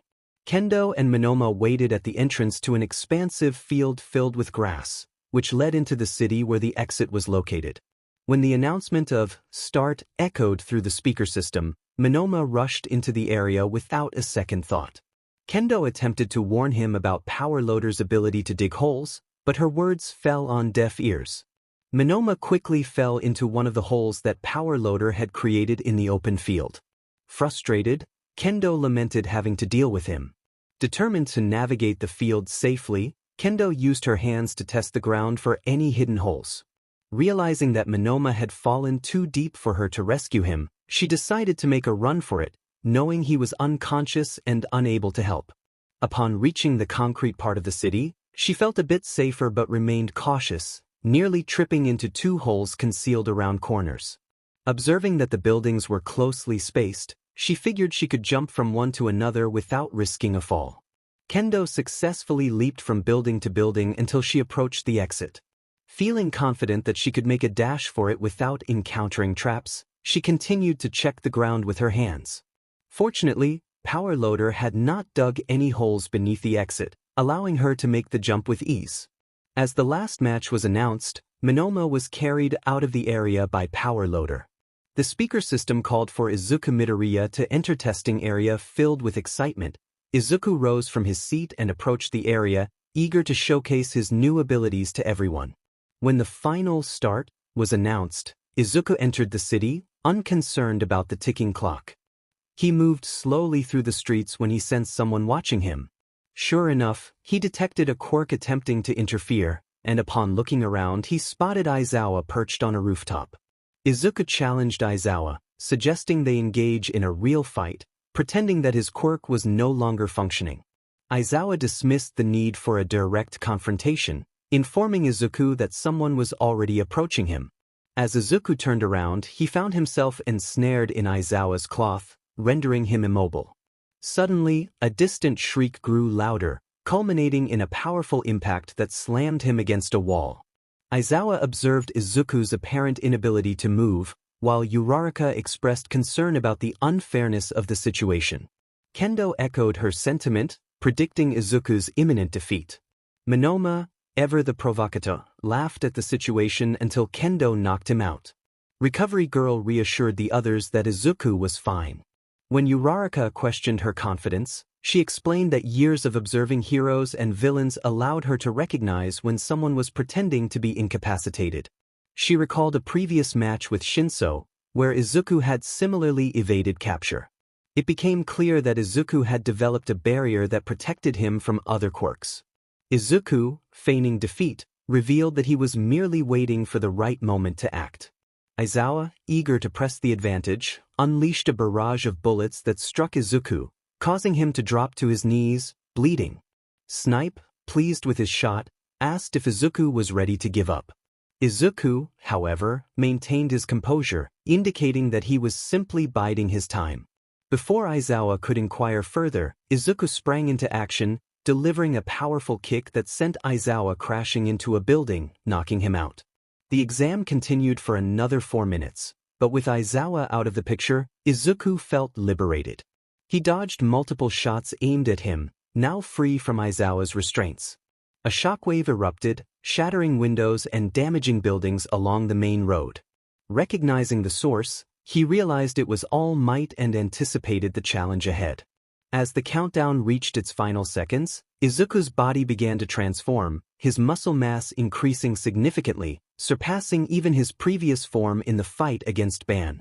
All Might approached him, questioning whether Izuku had lost his motivation. Izuku, now towering over All Might, revealed his new power, inviting the hero to test it. With a swift punch, he sent All Might crashing back towards the exit, creating a shockwave that brought Snipe and Present Mic to their knees. Snipe, bewildered by the sudden turn of events, fired 6 shots at Izuku, but the bullets disintegrated upon contact. Izuku, unfazed, knocked Snipe out with a single blow.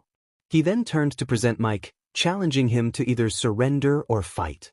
Mike stuttered, struggling to find his words, but before he could finish, All Might rushed back and delivered a powerful punch to Izuku, sending him crashing through the city and into a row of buildings, which collapsed under the force. Izuku laughed, finding amusement in the display of strength from All Might. He then declared that he would reveal his true power, raising his fingers toward the sky. A massive sun materialized above him, growing larger until he halted its expansion to avoid causing harm to All Might. With a determined throw, he sent the sun hurtling toward All Might, who froze in disbelief at the sight. All Might reacted quickly, unleashing a shockwave to slow the sun's descent. Realizing it wouldn't stop anytime soon, he instructed Snipe and Mike to move out of the way. He then prepared to confront Izuku, planning to execute a Carolina smash from above. When he landed, he waited for the smoke to clear, only to find Izuku standing there, seemingly unaffected but slightly less muscular than before.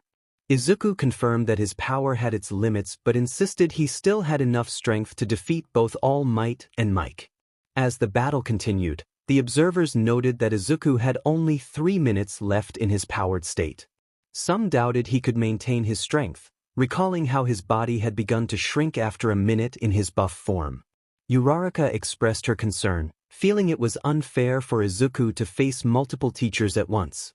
Recovery Girl reassured them, hinting at Izuku's past victories against top pro heroes, which left everyone in awe, even silencing Monoma.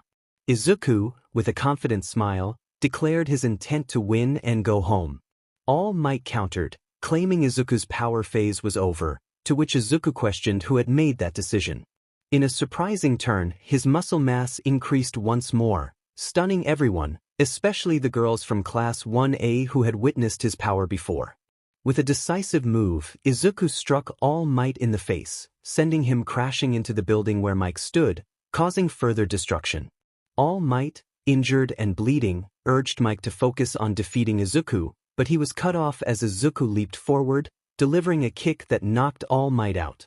Mike, now resolved to fight, let out a roar that echoed through the observation room, prompting the students to cover their ears, while Izuku remained unfazed.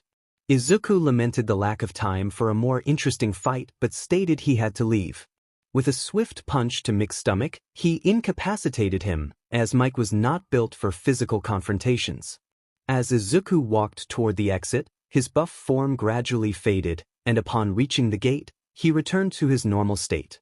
The speaker system announced the conclusion of the last exam. As he passed by, he noticed Recovery Girl's robots moving into the testing area to assist the defeated teachers. Upon entering the observation room, Izuku mentally braced himself for the barrage of questions that awaited him. As soon as the door opened, he was overwhelmed by inquiries from his classmates and students from Class 1B. They wanted to know how he had gained such power, why he had hidden it during the USJ incident, and if it was true that he had fought pro-heroes. Izuku took a moment to gather his thoughts before responding. He explained that he had not possessed these powers during the USJ incident, they had only manifested recently. He clarified that his quirk was similar to others but classified as S rank. The students who were unaware of his quirk's ranking stared in astonishment, while those who knew nodded in understanding. He also mentioned that anyone curious about his fight with the pro-heroes should ask Nizu about watching the recorded footage. If that wasn't possible, he promised to share the details someday. With that, the crowd began to disperse, now free to go home. Izuku woke up the next day and headed to school, where he found Kaminari, Mina, Sato, Siro, and Kirishima in their classroom, wishing everyone a good time at the training camp while they would be stuck with summer school at home. Just as the atmosphere began to lighten, Aizawa abruptly entered the room, announcing that it was time to be seated. He informed the class about their final exams, revealing that some students had failed. Consequently, everyone would be attending the summer training camp. The initial cheer from the students quickly faded when Aizawa explained that they would still have to attend extra classes at the camp, making it far worse than summer school. He distributed the camp manuals and allowed the students to enjoy their day and the following day off. Plans for a shopping trip emerged, with most students agreeing to meet at the mall the next day, except for Bakugo and Todoroki. As the day concluded, Class 1A went their separate ways, and Izuku decided to take a walk home, enjoying the time he had before needing to be back.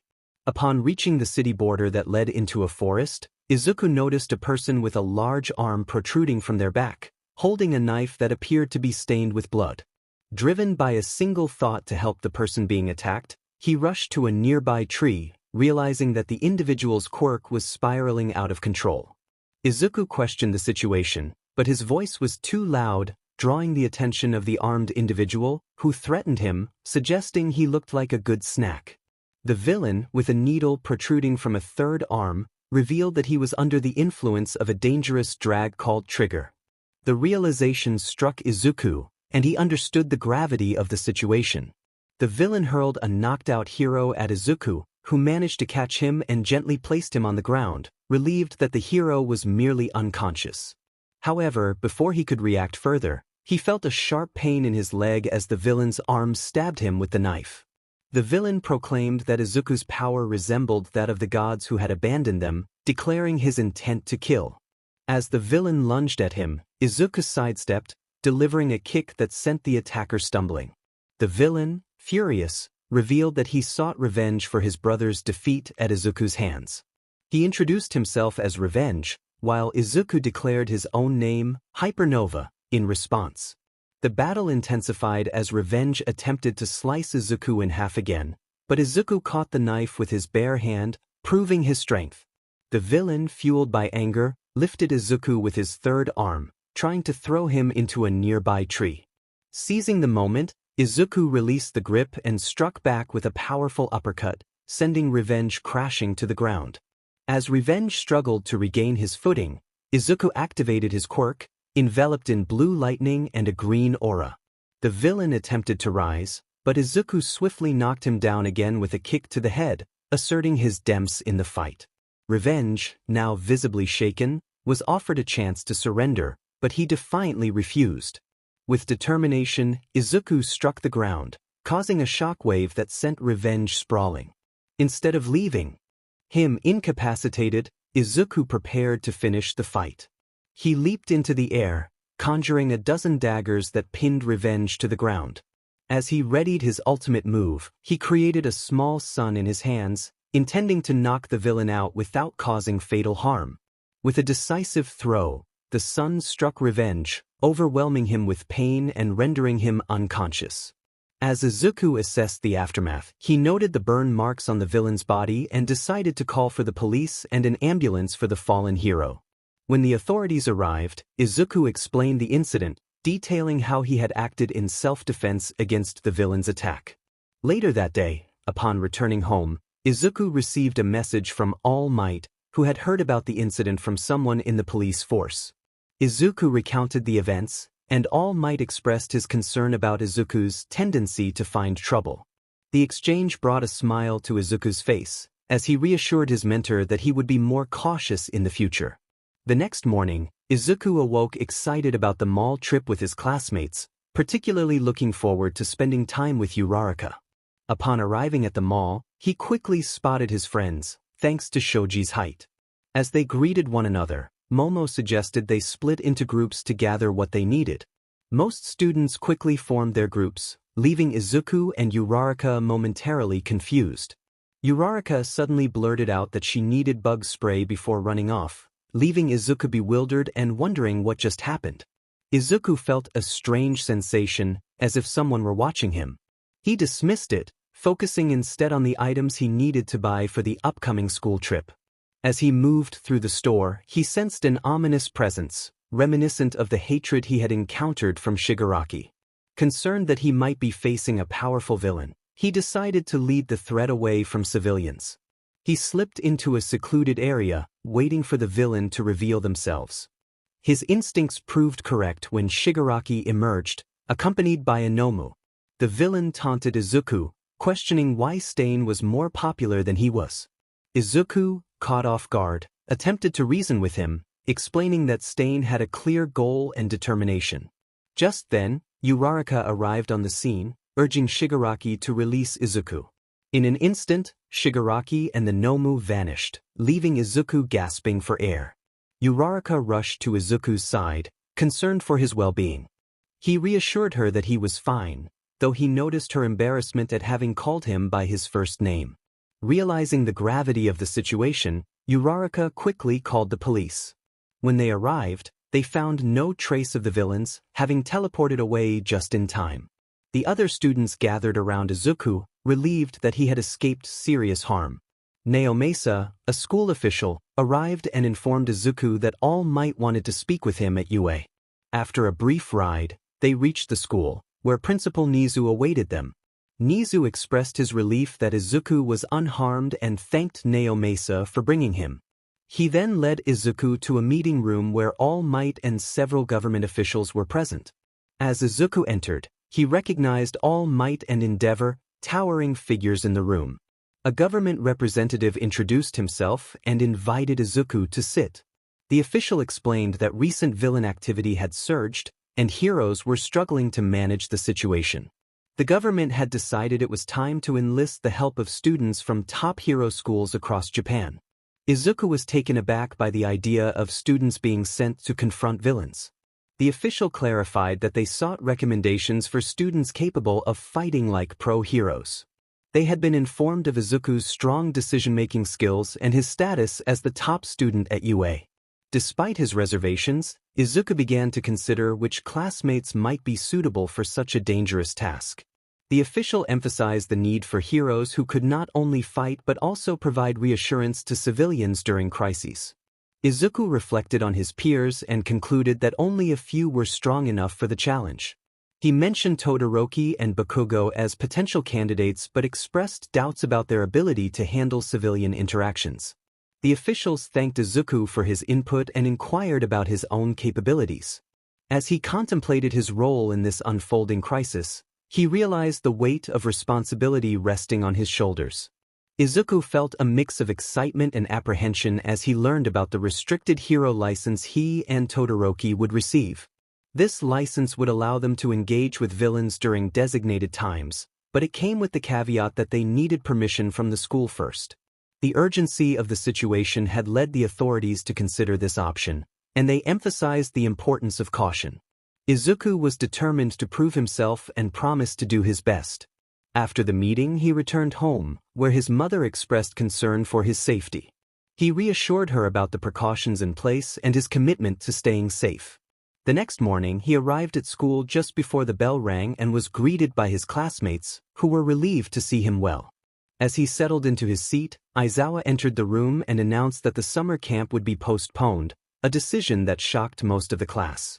Aizawa then called for Izuku and Todoroki, which piqued the interest of their classmates. There was a mix of curiosity and concern about what might have happened. Bakugo, typically brash, expressed his frustration at not being included in whatever was happening with them. Todoroki responded coolly, suggesting that Bakugo's attitude might be the reason for his exclusion.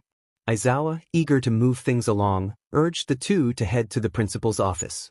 On their way, they encountered the big three of UA, who were also making their way to the principal's office. The atmosphere was tense, with one of the students appearing nervous while Todoroki remained stoic. Upon reaching the office, they were greeted by All Might, who welcomed them with his characteristic enthusiasm. Inside the principal's office, they found Endeavor, a government official, and Principal Nizu. Nizu explained the purpose of their gathering, introducing Nekagaso from the National Hero Association, who would detail the restricted hero license. He highlighted the increasing threat from villains and the necessity for more heroes on the streets. The students listened intently, understanding the gravity of the situation. Nekagaso presented the restricted hero licenses, marking a significant step in their journey toward becoming professional heroes. He clarified that while they had the opportunity to patrol, they would still need to attend school for at least half of their regular hours and seek permission from Principal Nizu for any patrols during school time.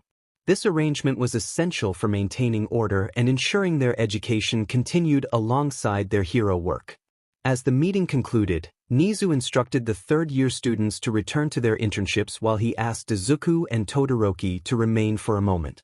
The two were left slightly puzzled as the others departed, and Nizu entered a private office to discuss matters with All Might, Endeavor, and the government official. Izuku and Todoroki exchanged glances, both aware that their lives were about to change dramatically as they stepped into their roles as heroes. The four soon returned to the principal's office, where All Might and Endeavor had just exited. Nizu informed Izuku and Todoroki that they could change into their costumes, as All Might and Endeavor wanted them to meet at the front door of UA as soon as possible. The two interns quickly bowed to Nizu and hurried to the changing rooms. At the front door of UA, All Might and Endeavor stood side by side, awaiting their interns. As the bell rang, signaling the end of class, a large crowd of students quickly formed around the two top heroes of Japan. Izuku and Todoroki opened the front door, only to be met by the throng of students eager to see their heroes. They struggled to navigate through the crowd, taking 4 minutes to cover a distance of approximately 25 meters. Upon reaching Endeavor and All Might, they noticed that most students were staring at them, as they were the only ones in their hero costumes. Endeavor urged Todoroki to follow him as he effortlessly pushed through the crowd. All Might encouraged Izuku, giving him a thumbs up, and Izuku responded with enthusiasm, ready for the adventure ahead. With a powerful leap, All Might took off, and Izuku followed suit, determined to keep up. As Izuku chased after All Might, he initially found it challenging but soon began to gauge their direction. He quickly surpassed All Might in speed, asking if they were headed to the Might Tower. All Might confirmed this, impressed by Izuku's awareness. They decided to have a friendly race, counting down before taking off. Izuku stopped abruptly on a nearby building, leaving All Might puzzled, but he focused on reaching Tokyo first. With a powerful jump and the activation of his quirks, All Might launched himself into the air. Izuku, now soaring above the city, spotted the first buildings of Tokyo and confidently declared his intention to win. He focused on a specific point in the city and teleported there, leaping from building to building until he reached the Might Tower, where he found a figure waiting for him. The person had bright yellow hair, a suit resembling All Might's, and a golden star on his chest. Izuku approached the individual, who introduced himself as Power Star, All Might's sidekick. Izuku felt relieved to be welcomed and introduced himself as All Might's intern for the upcoming week. Just then, All Might landed beside them, creating a shockwave that startled Izuku. All Might expressed confusion over how Izuku had managed to get there first. Izuku explained his method of teleportation, and they shared a light-hearted moment about their respective skills. Power Star offered to help Izuku with his confidence around girls, and All Might suggested they head to his office to discuss further details. The three squeezed into the elevator, which was a bit cramped for All Might. The ride was slightly awkward, but they soon arrived at All Might's office, located just 3 floors below the roof. Power Star was asked to wait outside while All Might and Izuku discussed the essentials of hero work. All Might reminded Izuku of the importance of not harming anyone and being kind to civilians. He also cautioned Izuku about Power Star's narcissistic tendencies. After their discussion, Izuku thanked All Might and left the office to find Power Star. Excitedly, Power Star announced they could go on duty. He offered to show Izuku around the city, hoping they would encounter some villains. As they returned to the elevator, they engaged in a lively discussion about All Might's various outfits. Upon reaching the ground floor, they emerged to find others captivated by their animated debate. Power Star shared his thoughts on talking to girls, emphasizing the importance of confidence. He pointed out a group of girls at a nearby cafe and expressed his intention to demonstrate how to approach them. Although Izuku felt uncertain about Power Star's plan, he followed along. Power Star confidently greeted the girls, basking in their attention while Izuku stood awkwardly beside him. Suddenly, Izuku noticed smoke billowing from a nearby alley and attempted to alert Power Star. However, Power Star continued to introduce Izuku to the group, seemingly oblivious to the impending danger. Just then, a loud explosion echoed down the street, causing panic among the crowd. People fled in all directions, while Power Star maintained his composure, stretching and offering the girls a reassuring smile. Izuku felt a surge of anger as he witnessed a giant villain emerge from an alleyway, toppling a building onto the main street. Power Star, however, remained nonchalant, arms crossed, engrossed in conversation with a group of girls about his own strength. As chaos erupted around them, with civilians fleeing in terror, Izuku reached his breaking point and pushed Power Star aside. Power Star was taken aback, slightly annoyed by Izuku's sudden aggression. But what followed was far more unsettling. Izuku turned to Power Star, his eyes dark and intense, radiating an unsettling energy. He declared that Power Star was not a hero before striding purposefully toward the towering villain.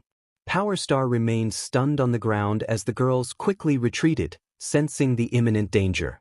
Above them, a news helicopter hovered, its camera focused on the villain rampaging down the main street. The news anchor reported that the villain was nearly as tall as a famous monster, adding to the sense of urgency. Meanwhile, Class 1A was in an auditorium with Midnight, learning how to handle media interactions. Suddenly, a villain warning flashed on the screen, prompting Midnight to switch to a live news broadcast for a real-time example.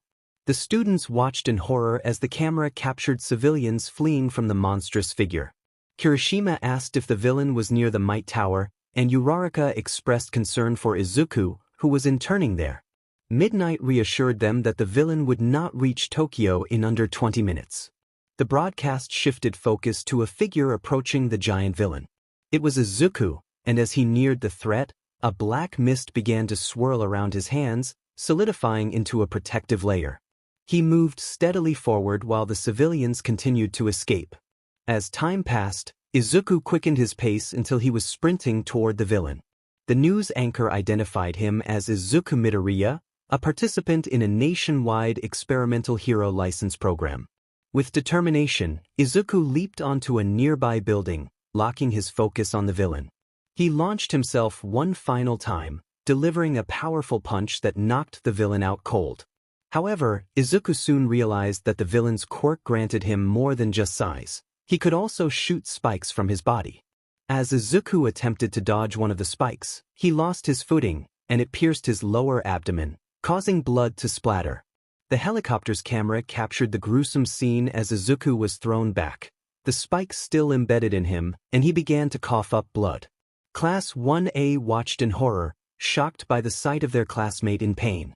Even Bakugo's usual bravado faltered, revealing his fear. Uraraka fought back tears, but Tsuyu, standing beside her, offered comfort with a reassuring hug. Despite their worry, Tsuyu reminded her that Izuku had always managed to recover from tough situations. Izuku's attention shifted to a mother and her daughter cowering behind the villain, in imminent danger of being crushed. Summoning every ounce of strength, he stood up, fueled by a fierce determination to save them. He felt an overwhelming rage at the thought of failing to protect them. His legs pressed down hard, shattering the pavement and surrounding structures as he propelled himself forward, reaching the two just in time to pull them to safety. In that moment, Izuku's vision sharpened, allowing him to see through walls. He detected numerous people trapped in the collapsing buildings nearby. Without hesitation, he rushed into each structure, rescuing a total of 248 individuals. As his rage subsided, time seemed to return to normal, and the civilians slowly opened their eyes to the realization that they had been saved. However, the sight of Izuku, with a spike still protruding from his body, left a lasting impression of shock on their faces. When the first heroes arrived, they attempted to assist Izuku, but he simply pulled out the spike, creating a pool of blood around him. Despite his injuries, he stood there, breathing heavily. As medics arrived, they were astonished to see that Izuku's body had begun to heal itself. Power Star rushed to Izuku's side, bewildered by what he had just witnessed. Izuku explained that he had entered a state he referred to as his demon mode, which took control when he was overwhelmed with anger. Power Star, though slightly intimidated, recognized the need for Izuku to receive medical attention. After being checked by a doctor on the scene, Izuku and Power Star made their way back to the Might Tower. On their journey, a group of teenagers approached them, asking for an autograph. Power Star eagerly obliged, reveling in the attention, but the teens were only interested in Izuku, the one who had defeated the giant villain. Confused but willing, Izuku signed their autographs. Upon returning to the Might Tower, Izuku faced a stern lecture from All Might for his reckless actions, but he also received praise for his bravery in defeating the villain and saving the family. The next day, Izuku awoke to a missed message from All Might, informing him that he would be picked up after lunch break. Izuku Midoriya hoped he would not encounter another villain in a crowded area. He stood up, still feeling some pain in his lower abdomen from a recent injury. On his way to school, a group of children approached him, catching his attention only when they were almost beside him. They asked if he was the hero who had defeated the giant villain the day before. When he confirmed that he was, they excitedly requested his autograph. Overwhelmed with emotion, Izuku fought back tears, reminding himself that he needed to show the world he was a hero who could be trusted. He happily obliged, feeling grateful that people recognized him as a true hero. After finishing with the children, he continued on to school. As he walked, he heard a familiar voice behind him. Ida greeted him warmly and congratulated him on defeating the villain. He expressed hope that Izuku's wounds had healed. Izuku was shocked to learn that his entire class had seen the fight broadcast on television. They discussed what he had missed the previous day, but Izuku's thoughts halted as they approached the classroom door. Ida noticed his hesitation and asked if something was wrong. Izuku admitted he had a feeling about what would happen once they entered. Ida nodded in understanding. When Ida opened the door, all eyes turned to them. A moment of silence followed before the classroom erupted with excitement. Class 1A rushed to the door, overwhelming Izuku with their concern and admiration. They bombarded him with questions about his well-being and the fight, leaving him on the ground amidst the enthusiastic crowd. Todoroki and Bakugo remained seated, with Todoroki expecting Izuku to be fine and Bakugo indifferent, having heard from his mother that Izuku was okay. Uraraka stood nearby, watching the scene unfold. She felt at a loss for words, her gaze fixed on Izuku, her eyes brimming with unshed tears at the memory of his near-death experience. A gentle nudge from Tsuyu snapped her out of her thoughts, and she realized she had been staring at him. Aizawa's loud cough brought the class back to order, reminding them that the first lesson was about to start. As everyone settled back into their seats, whispers filled the room, expressing relief that Izuku was safe. Throughout the lesson, Uraraka struggled to concentrate, her thoughts consumed by Izuku. Normally, she would glance at him occasionally, but today she could not tear her eyes away. Each time the image of him being injured crossed her mind, tears threatened to spill. The homeroom dragged on for Uraraka, while Izuku focused on the lessons ahead. When the bell rang for lunch, the class began to disperse toward the dining hall. Uraraka whispered to herself that today would be the day she confessed her feelings to Izuku. Tsuyu, who had been walking behind her, startled her with a question about what she was saying.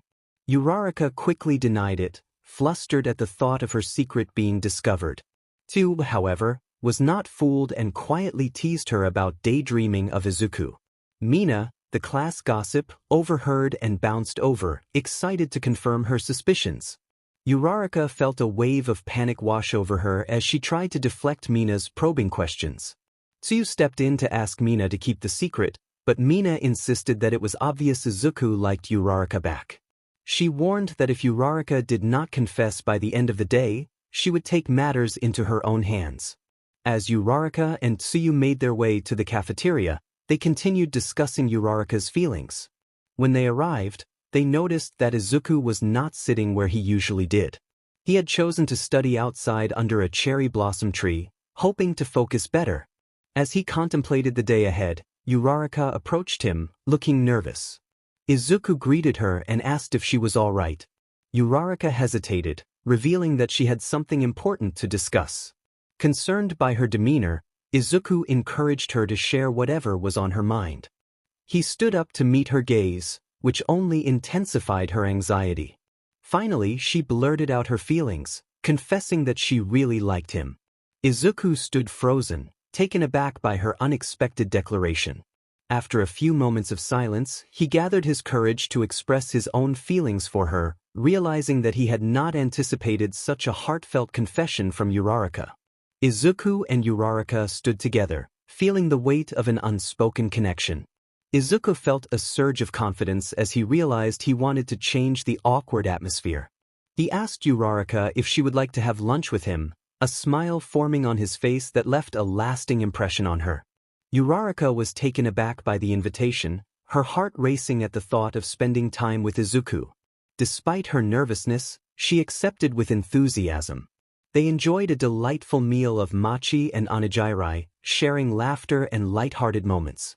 Just as they were savoring their time together, Izuku received an urgent message, causing him to sigh in disappointment. He explained to Uraraka that he had to leave for Tokyo to continue his internship with All Might. Although it interrupted their lunch, he suggested they could go out to eat again sometime. Uraraka, still flustered from their earlier exchange, wished him luck with his internship, feeling a mix of excitement and nervousness about their budding relationship. As Uraraka walked away, she noticed her friends Mina and Tsuyu watching her from around a corner. Mina wasted no time in asking if Uraraka was going on a date with Izuku, to which Uraraka replied that he had indeed asked her to eat together again. The three friends made their way into the school building, ready for their next lesson. Meanwhile, Izuku arrived at the front gate of UA and spotted All Might waiting for him. They greeted each other, and All Might informed Izuku that he would be going on patrol alone that day.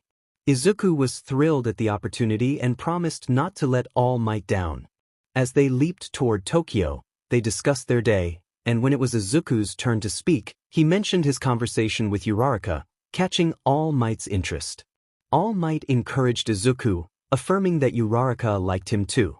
Izuku felt a rush of happiness, recalling how they had confessed their feelings during lunch. All Might had to leave for a meeting, but Izuku reassured him that he could handle any villains on his own.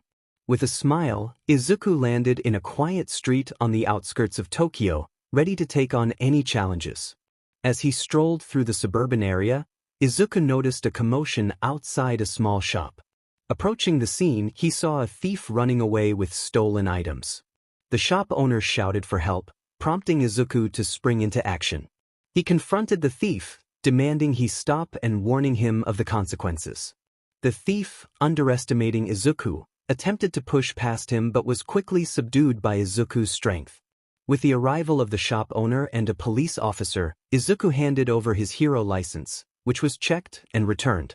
He continued his patrol, searching for any disturbances in the peaceful neighborhood. As he moved through the area, he spotted a group of familiar teenagers, one of whom mocked him for still acting like a hero. This taunt angered Izuku, who despised the judgment placed on those without quirks. Before he could respond, Todoroki approached, asking about Izuku's internship.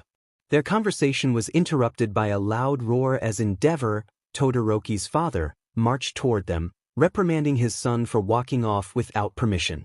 Todoroki, however, remained unfazed, turning to Izuku and encouraging him to continue with his important duties. The other students watched in awe as they realized Izuku was a hero in training.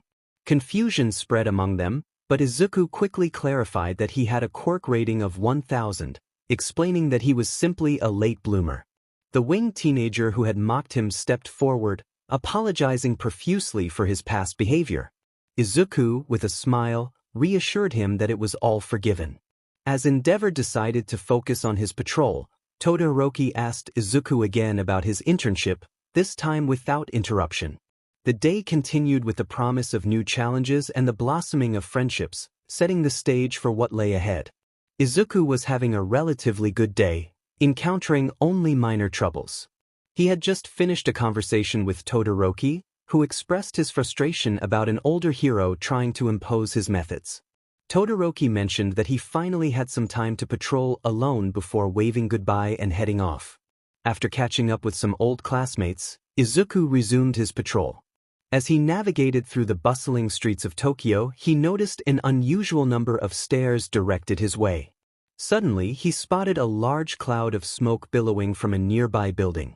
Realizing the urgency of the situation, he quickened his pace to a full sprint. As the fire department rushed past him, he activated his quirk. Using one building as a platform, he leaped into the air and saw that the fire was raging out of control, with people trapped on the upper floors of the skyscraper. In a split second, he formulated a plan, understanding that fire spreads upwards. He decided to start his rescue from the lower floors. Teleporting to the floor above the flames, he found two individuals trapped in a room, barricaded by a fallen beam. After lifting the beam and freeing them, he heard an announcement from the fire department instructing everyone to move to the 5th floor near the building's main entrance to access an escape route. As the two individuals made their way down the hallway, Izuku returned the beam to its place, feeling the heat below him but reassured by the concrete structure of the building. As he rushed toward the stairwell, he was met with a horrifying realization. The fire was not a mere accident. A villain with a fire-based quirk was attacking the building. The villain, seemingly oblivious to Izuku's presence, unleashed a torrent of flames toward a family of 3 in the scorched stairwell. Izuku knew that even if he teleported to them, they would still be in danger of being burned. He had no choice but to harness all of his power. Despite his reservations about losing control, he focused on combining his abilities, envisioning a balance between his godly and demonic powers. When he opened his eyes, he noticed that time seemed to slow around him, allowing him to act quickly. He scooped up the family and leaped to the 5th floor, safely depositing them there. Returning to confront the villain, Izuku observed him closely. The villain appeared to transform into a demonic figure, with lava and flames emanating from his body and 2 large horns, one of which was broken. It dawned on Izuku that this might not just be a quirk but an actual demon. He deactivated his demonic powers while retaining his godlike abilities, preparing for the imminent confrontation. The demon realized the family had escaped, which only fueled his rage. He turned to Izuku, flames flickering around him, and demanded to know who he was. Izuku, unfazed and slightly annoyed, posed a question of his own, asking if the demon was a sentinel. The demon, taken aback, questioned how a mere child could know about sentinels. Izuku explained that he had been chosen by the gods and granted powers from both gods and demons. The demon, visibly shocked and confused, attempted to attack him with a stream of lava. Izuku deftly dodged the attack and swiftly closed the distance between them, delivering a powerful punch that sent the demon tumbling down the stairs. As the confrontation continued, Izuku pressed for the demon's name. The demon introduced himself as Surtur, claiming to be the ruler of Muspelheim, a fire demon. Izuku felt a strange unease but continued the conversation, asking about Surtur's goals. Surtur revealed his longing to create chaos to draw out the clan of gods and eliminate them. Izuku questioned how Surtur planned to achieve such a monumental task alone, prompting the demon to laugh maniacally.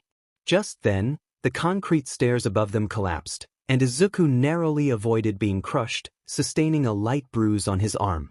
Surtur boasted about his invincibility, but Izuku's mind raced with strategies to defeat him. As Surtur prepared to unleash a final attack, Izuku had a revelation. Instead of relying solely on brute strength, he decided to utilize the water that the fire department was bringing to extinguish the flames. However, he needed to lure Surtur outside, a challenging task given the demon's intent to destroy the building.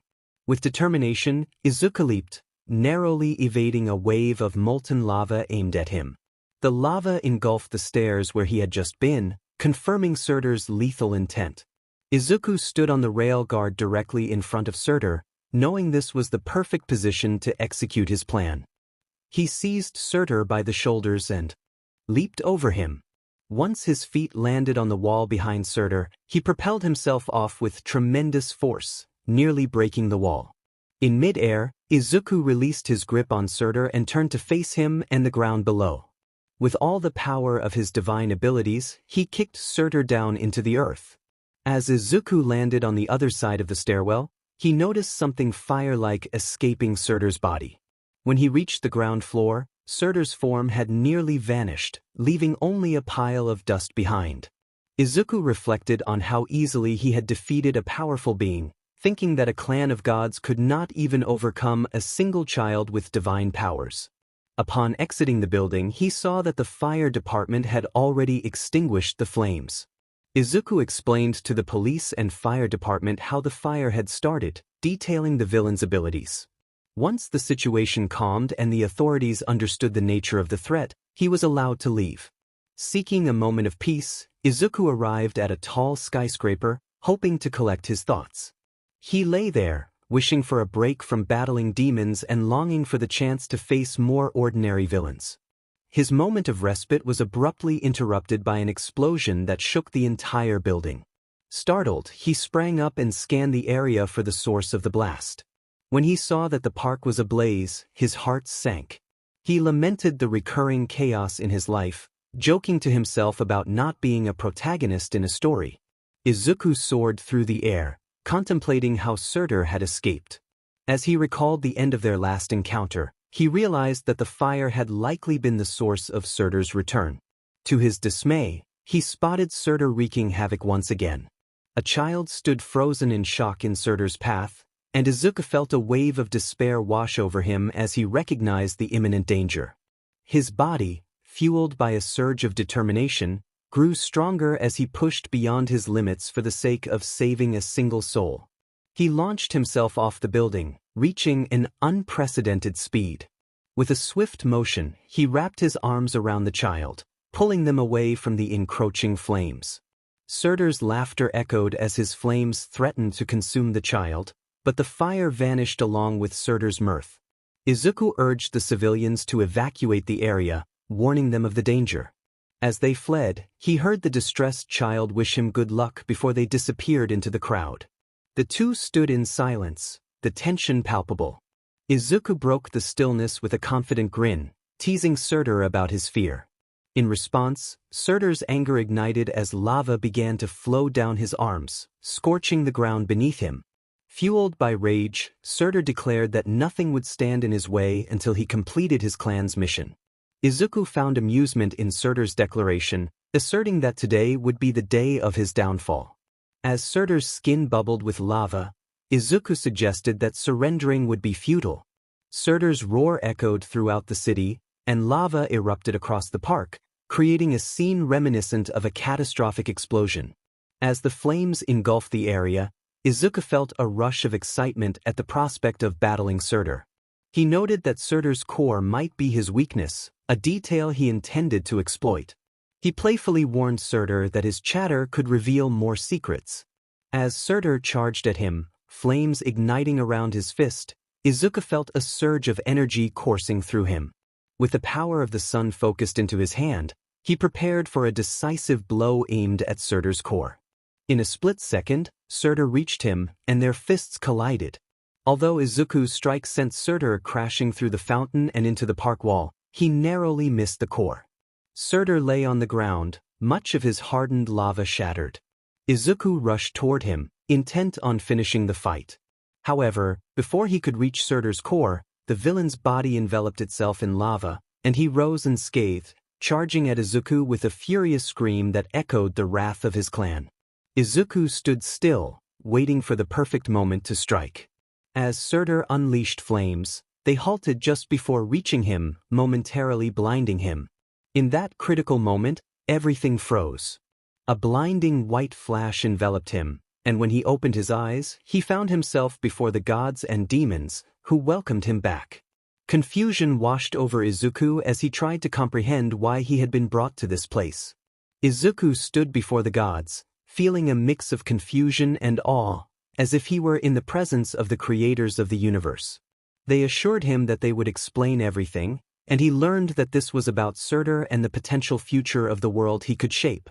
His interest peaked when they mentioned that after defeating Surtur, he had turned to ashes, and it became clear to him that what he had witnessed was indeed Surtur's soul escaping. The gods informed him that while Surtur could not rebuild his body alone, he could do so with the help of the Lost Ones. Izuku was curious about these Lost Ones, but the gods could only promise that he would meet them when he needed their power. As he contemplated the situation, he realized he needed to focus on defeating Surtur. To do this, he had to learn the ancient technique of soul binding, which allowed one to connect their soul with another's. The gods explained that he would need to concentrate all his power into the small core glowing within the dust cloud left by Surtur. However, this was not the end. He would be transported back into Surtur's soul dimension to fight him once more, which was the only way to ensure Surtur's true defeat. Understanding the task ahead, Izuku expressed his gratitude to the gods before being teleported back to the battlefield. Time began to flow normally again, granting him the advantage to prepare for the precise moment to strike Surtur. As he regained control of his body, he closed his eyes, channeling the power of the sun and drawing confidence from Escanor's example. When he opened his eyes, he felt ready to act. With incredible speed, he moved to deliver a decisive blow to Surtur, just moments before the demon's flaming fist would have struck him. Izuku's punch connected with Surtur's face, sending the demon crashing into a wall, where his already broken bones suffered further damage from the impact. Surtur struggled to rise, his body weakened and waiting for the lava to reinforce his bones. As he turned his head to assess Izuku's approach, fear gripped him. Izuku advanced with a confident grin, asking Surtur about the nature of his lava. When Surtur remained silent, Izuku decided to take action. He lifted Surtur off the ground, feeling the heat from the lava pouring down, and turned to throw him into a nearby fountain. Upon contact with the water, the lava vaporized, leaving Surtur's upper body encased in hardened lava, stabilizing his bones. Izuku, unfazed, smiled, knowing his plan was unfolding as intended. He pointed to a fountain pipe that was about to burst, and as Surtur turned to escape, the pipe erupted, spraying water all over him. The sudden cooling restricted Surtur's movements, but he slowly began to heat up again as he approached Izuku. Izuku saw Surtur advancing and decided it was time to confront him. He taunted Surtur about his inability to conquer the world, emphasizing that he could not even defeat a 15-year-old. The demon's furious scream echoed through the streets, startling the civilians nearby. Izuku noted that Surtur was still holding it together, but he was determined to push him further. As Surtur's anger boiled over, flames erupted uncontrollably from his mouth, and his heat intensified. Izuku recognized this as the moment he had been waiting for. With a fiery glow in his eyes, he prepared for Surtur's attack, feeling exhilarated that his plan was finally coming to fruition. When Surtur charged at him, spewing lava everywhere, Izuku welcomed the challenge. With a grin, he anticipated the confrontation. As Surtur's fiery fist approached, Izuku delivered a powerful uppercut that sent the demon soaring into the sky. As Surtur began to descend, Izuku teleported behind him and kicked him even higher. The situation could not have been more favorable for Izuku. Everything was going according to his plan. Fire erupted from Surtur's hands as he struggled against the forces propelling him upward. Izuku was determined not to lose. He charged directly into Surtur's flames, a confident grin spreading across his face as he prepared to confront the formidable foe. His fist was charged with immense energy, a power that felt like the force of 1,000 suns, ready to bring an end to Surtur's reign of terror. As Surtur sensed the impending attack, a silent dread washed over him, a whisper of disbelief escaping his lips. Moments later, he experienced a powerful impact on his head, followed by a sudden rush of cold water that enveloped him. The force of the blow created a massive wave that surged forth, flooding the nearby beaches of Tokyo. Giant bubbles formed on the surface of the water, a result of the intense heat that Surtur still emitted. With determination, Izuku initiated the soul-binding technique. He plunged into the ocean, his fingers digging into Surtur's hardened skin. He closed his eyes, focusing on the raw power he had witnessed in Escanor during their battle. He repeated a mantra in his mind, urging himself to heat up and reach Surtur's core. Surtur let out a piercing scream, filled with agony and pain, as he felt Izuku's fingertips begin to penetrate his rocky exterior. Izuku could feel the heat intensifying, his own fingertips starting to melt as he reached deeper towards Surtur's core. He concentrated all his energy, determined to resist the power and seize control of the situation.